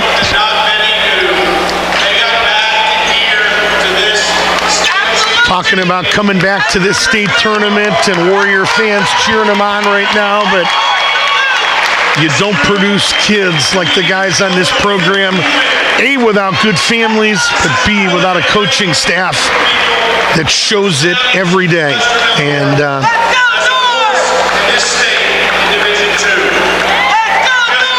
it's easier to root or deal with losses when it's knuckleheads. When you see these guys that have given so much and have been so unselfish, boy, it's tough. And there's a lot of emotion out there right now on the floor. So Westerville North will finish 26-2. State runners up for the first time in school history. 2 state titles, 1 state runner-up, and 5 Final Four appearances in the 51-year-old history of Westerville North High School. And now they will give out some hardware to the state champs from Massillon, Washington. And boy, they've done a lot of this on the gridiron 23 times. They were the state champs in football, 9 of them as a national champ. But this is the first time that a basketball team has ever been able to be the last one standing and walk out onto a floor and get hardware as a state champion. We say congratulations to Josh Ose and the Tigers. They played their hearts out too. Boy, both of these teams have shown a resiliency all season long, and boy, they needed it today. And down the stretch, just a couple of more plays for the team in black and orange than the team in cardinal and gold. So it is a final from here at the University of Dayton.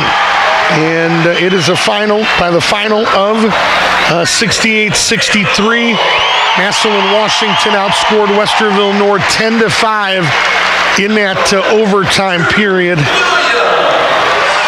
It was a tight game, a back-and-forth game in the first 16 minutes.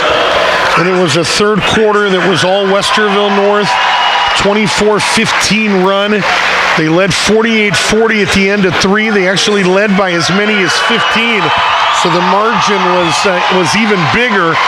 So Massillon, Washington began to cut into that deficit a little bit in the third quarter. And then they had a big fourth quarter, Massillon, Washington did, when they went on an 18-10 run to tie the game at 58. And then, as we said, they outscore Westerville North 10-5 in the overtime period to win the Division II state championship. Final game on the Washington side for Isaiah Lamp, 2-year starter at point guard. Jadis Thigpen, 4-year varsity kid, 4-year starter at guard, couple of years at point, couple of years as a 2-guard.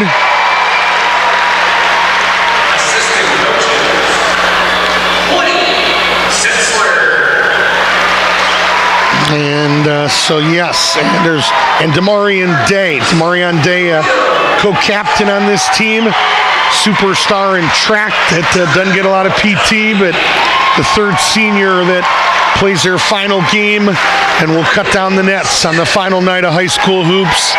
For Westerville North, of course, final night for Elijah McCree. What a year he has had. Talk about resilience, young man that tore his meniscus a couple of years ago and fought like heck to come back, and surgery in November of 23, and joined the varsity late that year and averaged 8 a year ago, nearly tripled that this year to get to 20 a game. Nate Roman, Elijah McCree, Jacob Medhani, Noah Hale, and again, worth noting that Damian King, although a junior, the plan right now is for him to early enroll at the Division I school that he ends up settling on in after football season. He'll play for, I said yesterday, my kids made fun of me. I said he was going to play for Shan Trusley during football, playing for Stanley Jackson next football season, and then he will officially head to the world of collegiate athletics. And so his career is done. Well, I've gotten to see a lot of great, I'd say some of these guys, just every year, Micah Young, Ty Perkins, Jeremiah Keene, Julius Brown, Noah, and Nolan Fedak. The list goes on and on and on. And I'm not sure I've enjoyed watching anybody play basketball any more than Damian King, just with the viciousness that he plays and the resolve. And they needed it tonight, on a night that North did not shoot the basketball particularly well. And they're having a message right now to the Massillon Washington team as state champions. As we'll transition into the Romeo's Pizza post-game show. Romeo's Pizza, take advantage of their game day special. They'll give you $7 off your online order at $30 or more using the promo code ONL7. That promo code $30 or online order will take $7 off. Open tonight till 9, Sunday through Thursdays till 9, Fridays and Saturdays till 11. Romeo's Pizza on Maxtown Road is a proud supporter of Warriors Athletics, and you need a 17-rebound night on a night that you do not shoot it particularly well. And final numbers for Westerville North, 27% shooting from the field. They were 4 of 28 on threes, and they were 15 of 25 at the charity stripe. And it's more than just a bad shooting night. They had some open looks, have some that they'd love to get back. but give credit to Massillon Washington. Their defensive effort was a huge storyline. Their athleticism around the rim challenged guys like Damian King and Tony Cornette, probably in a way that they maybe haven't been challenged all year. I think back to the Aiken game for Tony when he had a career-high 31. Probably the only other time that he's been maybe challenged like he was around the rim today. But 27% shooting in a state championship game and 14% on threes for a team that shot it at a 49% clip during the postseason. It's a recipe for a rough night, and Massillon Washington able to take advantage. They shoot 49% from the field, 24 of 49, 5 of 13 on threes, 39%, and they shot 15 of 24 at the charity stripe in this game for 63%. In terms of the battle of the backboards, Westerville North, the winner there, 53-41. They won the battle of the backboards, so they were plus 12 in that statistical category. And what else can I tell you here? Turnovers.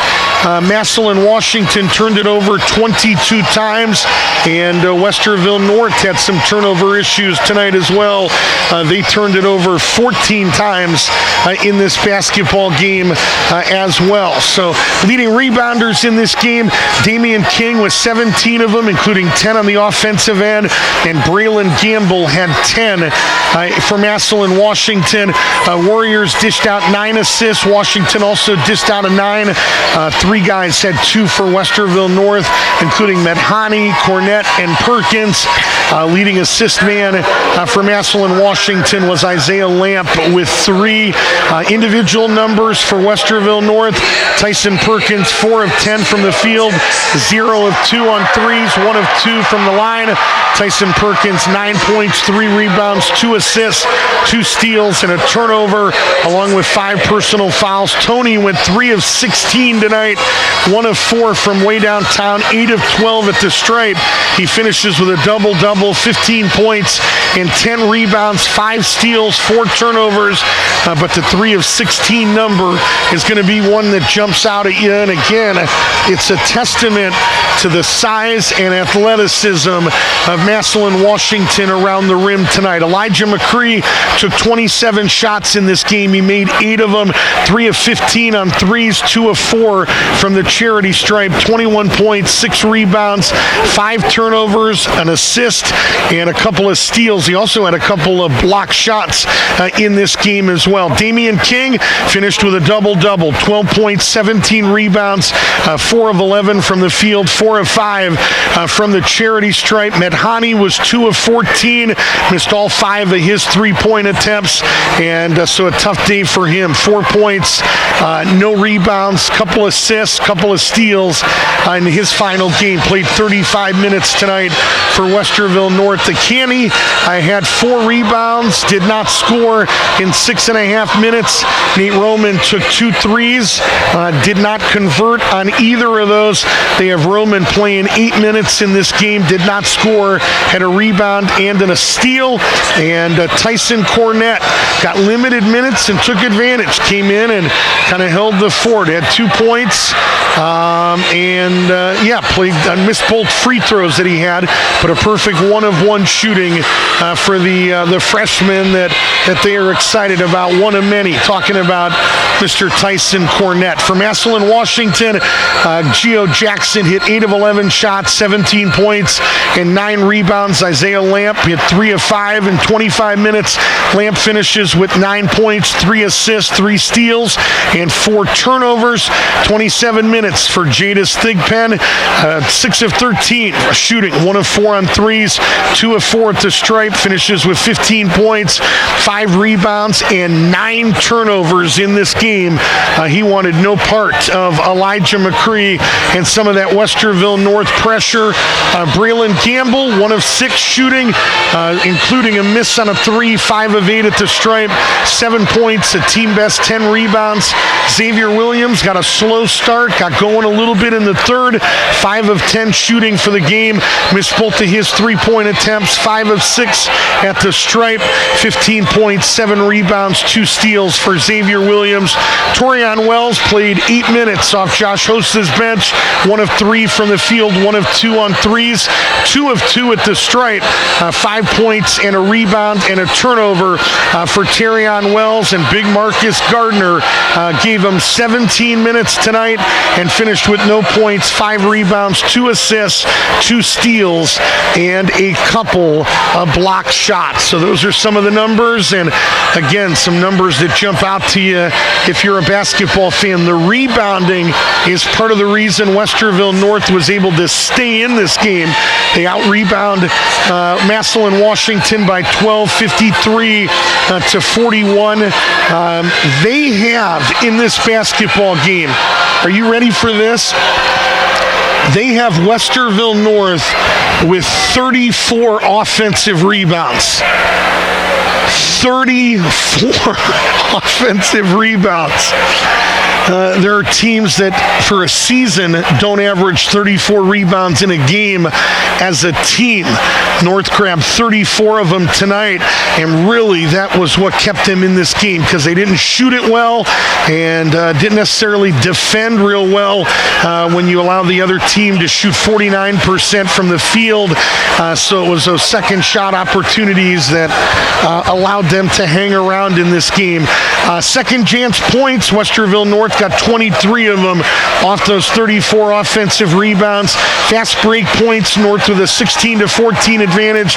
Was not much coming off the bench for either of these teams. Westerville North only got 2 off the bench, and Massillon Washington got 5. The official stats say we had 5 lead changes and we had 6 ties. Massillon Washington only led in this game for 7 minutes and 34 seconds. Westerville North led for 23 minutes and 38 seconds. And what matters most in a sport is who leads when the clock says 0.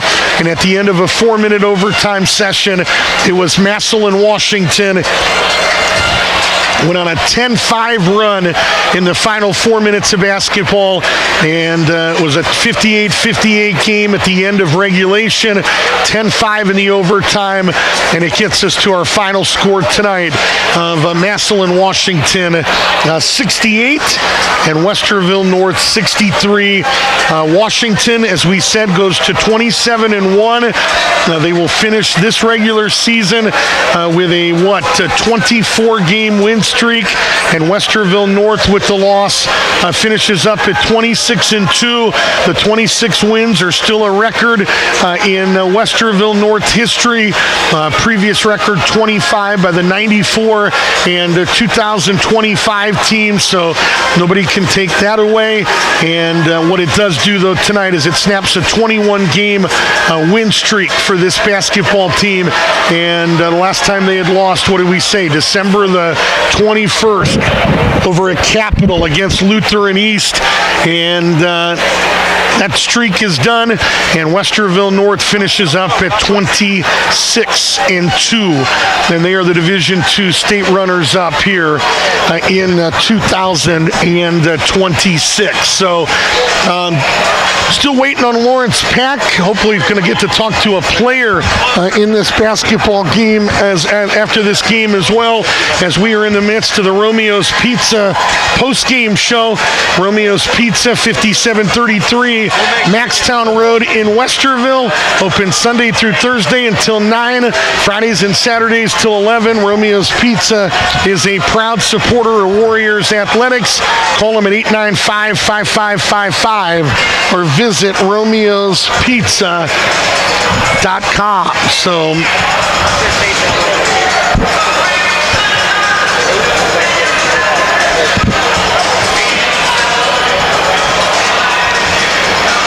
Ohio Ohio Christian University has sponsored our Player of the Game segment all season long. At Ohio Christian University, they believe students are called to be like oaks of righteousness, deeply rooted in Christ, standing strong in purpose, and flourishing in community. And at OCU, you'll always be known as a scholar with professors who care about your goals, known as a leader in a community that celebrates you. Come celebrate what it means to be rooted, nurtured, and known. Visit ohiochristian.edu/preview and see how Ohio Christian University can grow you into the oak that God has called you to be.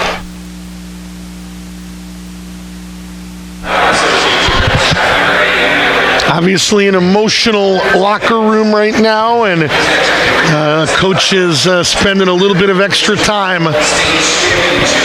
consoling a group of guys that took 36 minutes tonight to get a winner and left everything on the floor tonight. Came up a little bit short by the final of 68-65, and we could do that right now, but we've got to...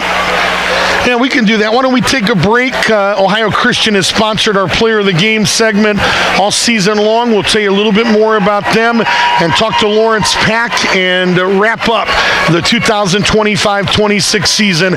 Massillon, Washington in overtime, your Division II state champs here in 2026.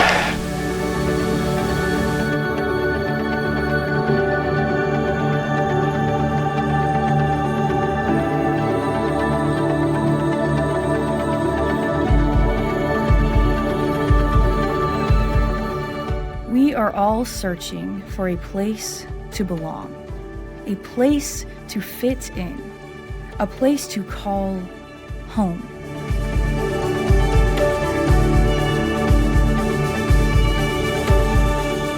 We long for solid ground that allows us to grow far beyond our dreams, seeking guidance as we navigate life's lessons.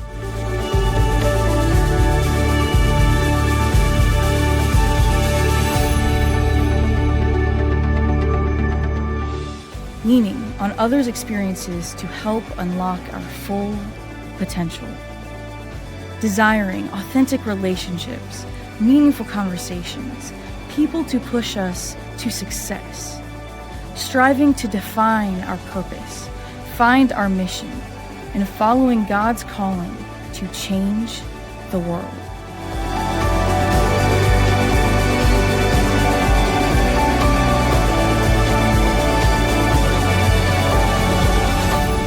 We are all searching.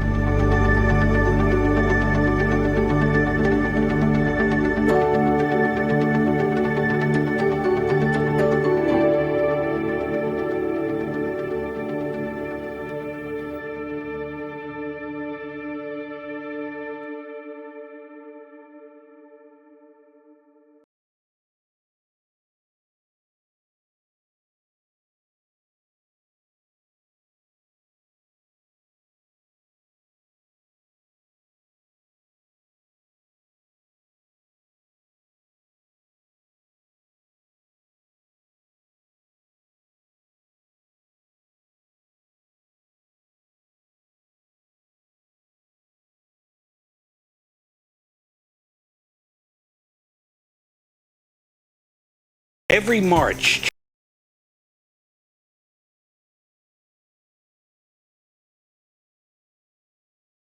this cheesesteak is so freshly grilled, you can still hear it sizzling. I can hear it too.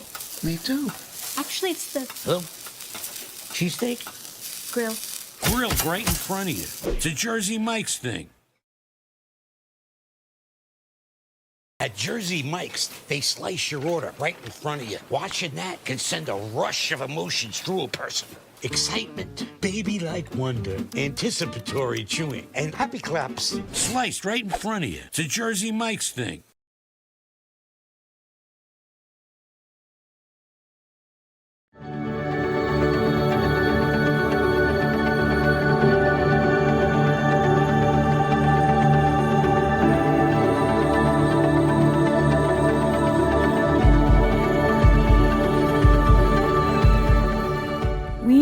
all searching for a place to belong, a place to fit in, a place to call home.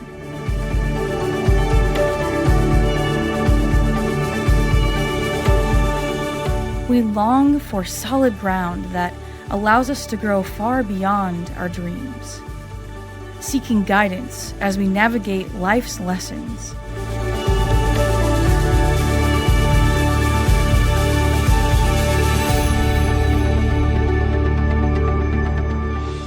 Leaning on others' experiences to help unlock our full potential.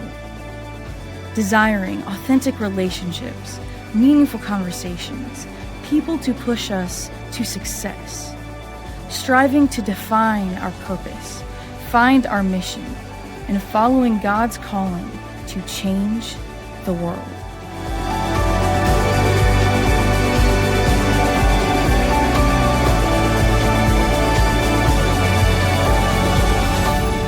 We are all searching.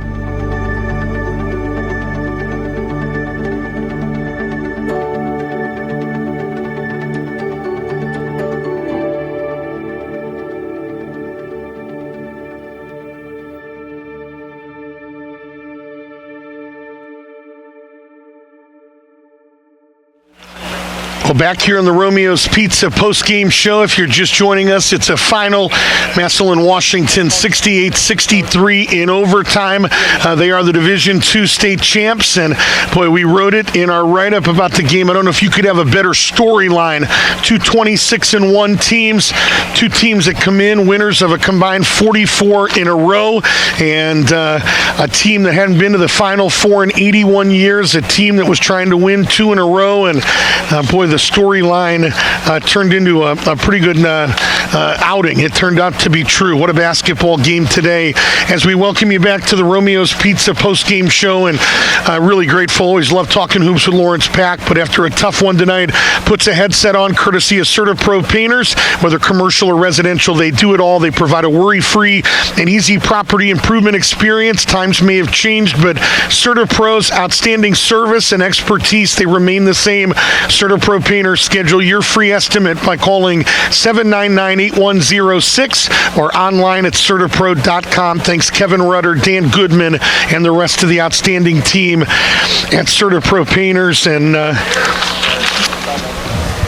Coach, I'd really just want to turn it over. What an effort tonight. I mean, 36 minutes of basketball, and on a night that you shoot 27% from the field, still nearly won the state championship tonight. Thoughts? Well, it's just a testament to our kids and how hard they play all the time. You know, it would have been easy in the fourth quarter with a minute and a half to go when it was a 5-point game to just kind of be like, it's not our night, we're not shooting the ball. But you know, the defensive effort, we get some baskets, and then we get a stop, and I thought it was a goaltend on the end, but he said the ball hadn't hit the backboard yet, and we argued it was over the cylinder. But you know, there's no replay in high school basketball except for on the last shot in the state finals. So, but their kids are tough. We knew they would be tough. You know, we were up 45-30. Most teams are going to crack. They didn't crack. They're a gritty bunch. They came back and they shot it exceptionally well.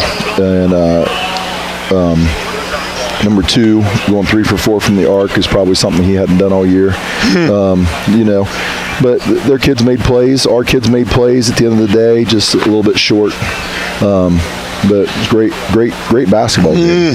What a game. Yeah. You talk about the resilience here, squad, and 5 minutes left. What about 2:12 to play when Tyson goes down with 5? Yeah. Again, you're bringing in guys, O'Canny and Roman, offense at pivotal moments they haven't been in, and boy, it would have been easy to kind of say it's not our night. And boy, again, had every opportunity down the stretch and in overtime.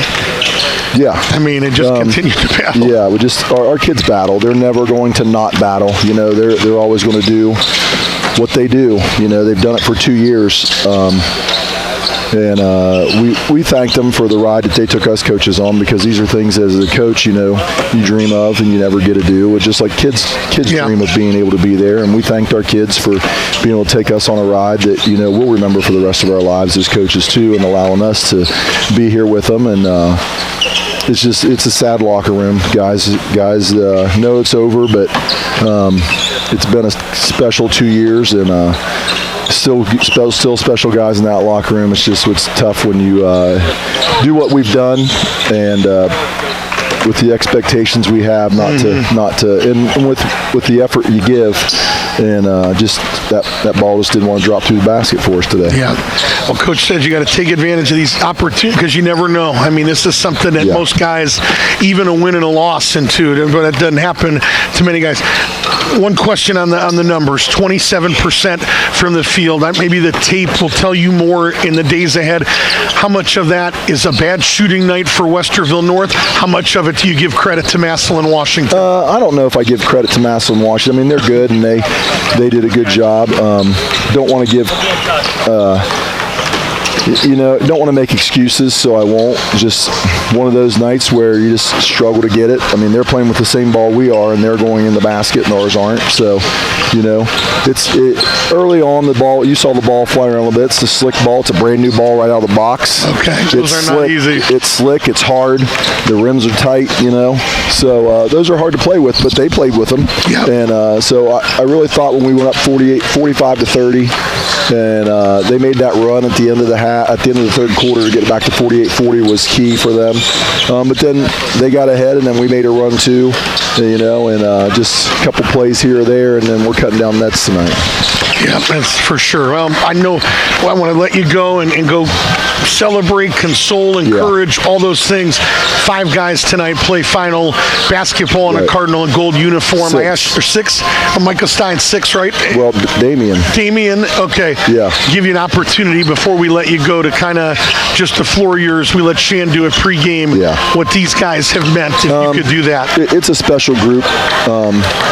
Been with them for now, obviously 4 years. Damien for 3. Guys that come to work every day, and they're great basketball players. They're even better kids, in the classroom, in the community, and they'll be missed. They've left a legacy on this program. I mean, the senior class is going down probably as the winningest class all time in Western North history with what they've done in the last 4 years. So that's a lot, and you never want to lose that. And I know there's some heavy hearts in that locker room, and they're sad about it. But again, I just said we talked about thanking them and the effort they give all the time, and allowing us to be on a journey with them. So they're going to be greatly missed, and we love all of them. Yeah, absolutely. Well, I don't know. I appreciate all that you did with us this year. And one thing we said on the air that I have to say to you as a coach and my friend is just you see the character of these guys and the way they showed that today. Had 34 offensive rebounds today. Yeah. That's character right there. That's heart. That's resilience. And so much is learned. It's learned by families at home, but it's learned by guys like Lawrence and Shan and Lamont and Jalen and Amal and Kylie. And so I'm a nobody, but on behalf of just people listening to this, we're grateful for what you do for these kids. So, appreciate it. All right. Thanks, Coach. Yep. Appreciate you. Thanks. Lawrence Pack staying late, courtesy of CertaPro Painters. Big thank you to Lawrence Pack. CertaPro Painters is the official painting company of the Westerville North Sports Network. Whether your needs are commercial or residential, they do it all. You can schedule a free estimate by calling 799-8106 or online at CertaPro.com. And are expected to get a player out here to talk to us momentarily, but we are running out of material, and Hilliard Bradley on the floor right now. Cincinnati Princeton is on the floor, and so that game went a little bit late, so we're now 40 minutes away. They make everybody leave here. You have to have another ticket to get in to the Division I state championship game, so really kind of an empty arena right now. Maybe 100 people, and probably mostly workers up there picking up trash from the opening session, but appreciate Coach Pack coming by on a tough night to talk basketball with us. And boy, he talked about the run that these guys allowed the coaches to be a part of, and I just tell you, that's how we feel.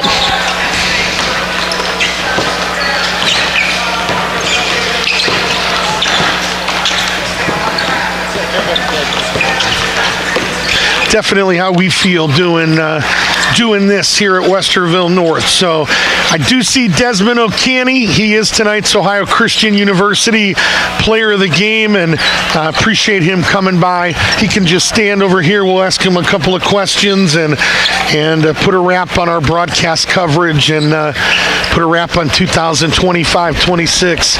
Des, first of all, thanks for coming out, man. Tough situation today. What a battle for this team. You got up 15. They rallied, kind of a back and forth affair. Playing your final weekend of basketball, your final 36 minutes, what are you most proud of? I know it's disappointing, but what do you leave proud of as you get ready to get on a bus and head home tonight?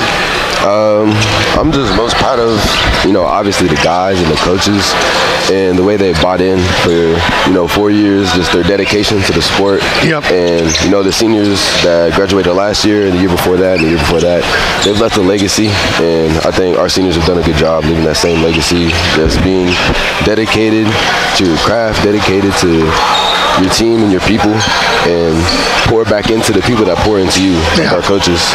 They do a lot for us, so I'm just really proud of I wouldn't even say our progress, because the wins and losses aren't really what I look at. I just look at our dedication and our commitment, our buy-in to the game and to each other. Things that impacted you this year, and probably fair to say going to impact you the rest of your life. For sure. Absolutely. Yes. Take me through one X's and O's question. I wonder, again, tape shares a lot. I don't know if you guys will ever watch, but a 15-point game in the third quarter, you've got them on the ropes at that point. It's 45 to 30 at that point. What allows them to get back in the basketball game at that point? First thing that comes to my mind is turnovers. It's an accumulation of a lot of things. First off, we couldn't buy a bucket for some reason in the fourth quarter. But turnovers, missed layups, and then just gambling on defense and being undisciplined on defense. I think it's just the little things added up in the end. What do you think? The 27%, I asked Coach Pack this, that's what you shot from the field. How much of it is just a bad shooting night? How much of it is, Massillon, Washington was really good? 27 from the field? Yeah. Oh, wow. What about from three? 14% from three.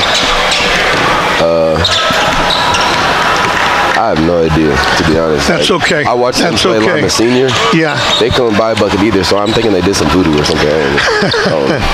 You played today, your final game, and you go out with a group of guys pretty special. I asked Coach Truss pregame, asked Coach Pack, can I just ask you the chance to be in this program and to do it with guys like Nate Roman, Elijah McCree, Jacob Menhani. Can you put that into perspective? And Damian too. Damian King, yeah. Just like the fact that I've, been with them for 4 years. Like, we had no transfers. All of our guys were 4-year guys, and just, seeing the growth all the way from freshman year to senior year, seeing how we've grown in our own ways, in the game, in school, in our life, in our personalities. It's just like family, like nostalgic almost to see the guys that I came with freshman year now being seniors and graduating, playing our last basketball game. It's just nostalgic. Yeah. Well, as guys that we say we're nobodies here on the sidelines, we appreciate the way you play, the character with which you did it, and you showed a lot of character to come out here and talk basketball with us. We appreciate it. You're going to be a couple hours down the road at, Eagle Country? Is that Moorhead? What's Moorhead State? Shame on me. I should know the nickname. The nickname. What are they? What's the Boone County? No, I meant the Buckeyes, the Wolverines. What's Moorhead? Eagles. That's what I thought. down in Eagle Country, but no, there's going to be a lot of people rooting for you up here. Keep up the good work and keep leaving ripples and shaping people just like they did you, all right? Sir. Thanks so much, Des. We appreciate it. God bless you. God bless Desmond you. O'Canny, tonight's Ohio Christian University player of the game. Appreciate him coming out so much, and appreciate his time. Appreciate Lawrence Pack talking basketball with us here on extended Romeo's Pizza post-game show as well. It puts a wrap on what has been an incredible season for Westerville North basketball.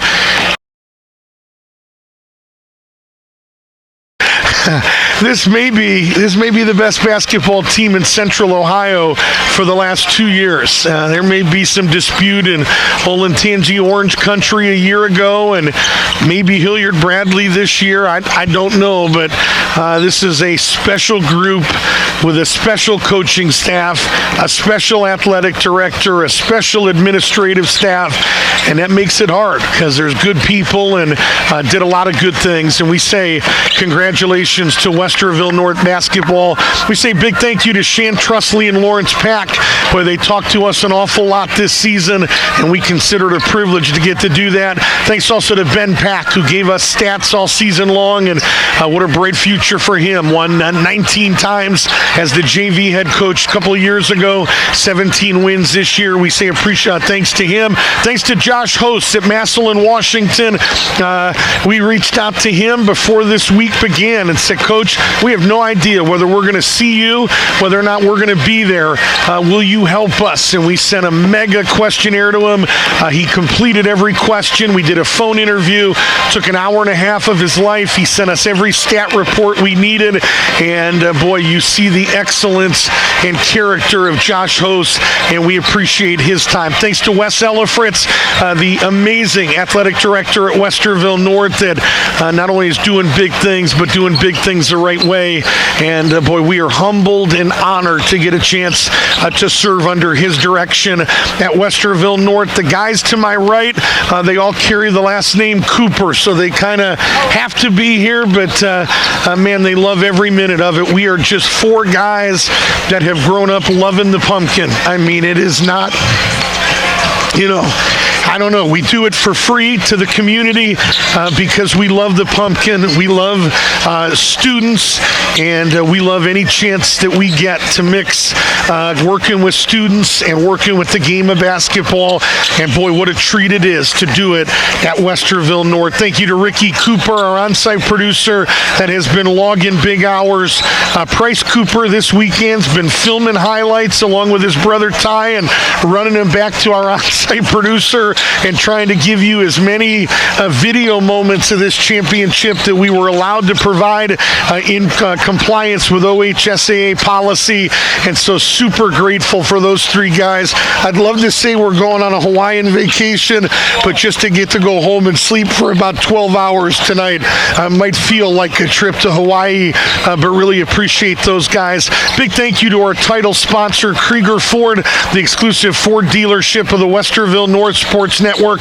Krieger Ford, 1800 Morse Road in Columbus, home of the Krieger commitment, best cars, best people, and peace of mind. Shop at KriegerFord.com today. Thank you to Ryan Krieger and Chris Thomas, couple of Westerville North alum. Be sure to stay connected to the Westerville North Sports Network Facebook page, as we'll provide game updates and video highlights from this Division I state championship later today. Not much later about it. How about 32 minutes? They're going to get that one underway. Cincinnati Princeton against Hilliard Bradley. The scheduled tip time for that game, I guess, going to be a little bit later. Got pushed back a little bit, didn't it? Probably going to tip closer to about 3:30 local time. But a thriller in Manila here at UD Arena. They had a little bit of madness this week with the NCAA, and we had a lot of March Madness this afternoon as a game that saw the highs and lows. Westerville North is led by as many as 15, and Massillon, Washington led by as many as 6. Westerville North in that third quarter looked like third quarter, looked like this basketball game was over. Led 45-30. Massillon Washington, a little mini run to end the third, and then they go on an 18-10 run in the fourth quarter to tie the game at 58. And the Tigers, a 10-5 run in the final 4 minutes of overtime, and it gets us to our final score tonight of Massillon Washington 68 and Westerville North 63. For Shan Trusley, Lawrence Pack, Desmond O'Canny, Ricky Cooper, Price Cooper, Ty Cooper, and our entire Westerville North Sports Network broadcast team, my name is Rick Cooper, saying so long from UD Arena here on the campus of the University of Dayton, where the Tigers from Massillon, Washington win their first state championship in basketball in school history, and they do it in thrilling fashion in overtime by the final of 68-63. Thanks for watching. Thanks for listening tonight. Thanks for supporting what we do all season long, and look forward to doing it again in 2026-27. For our entire Westerville North Sports Network broadcast team, Rick Cooper saying so long. Thanks for watching. Go Warriors. Have a good night, everybody.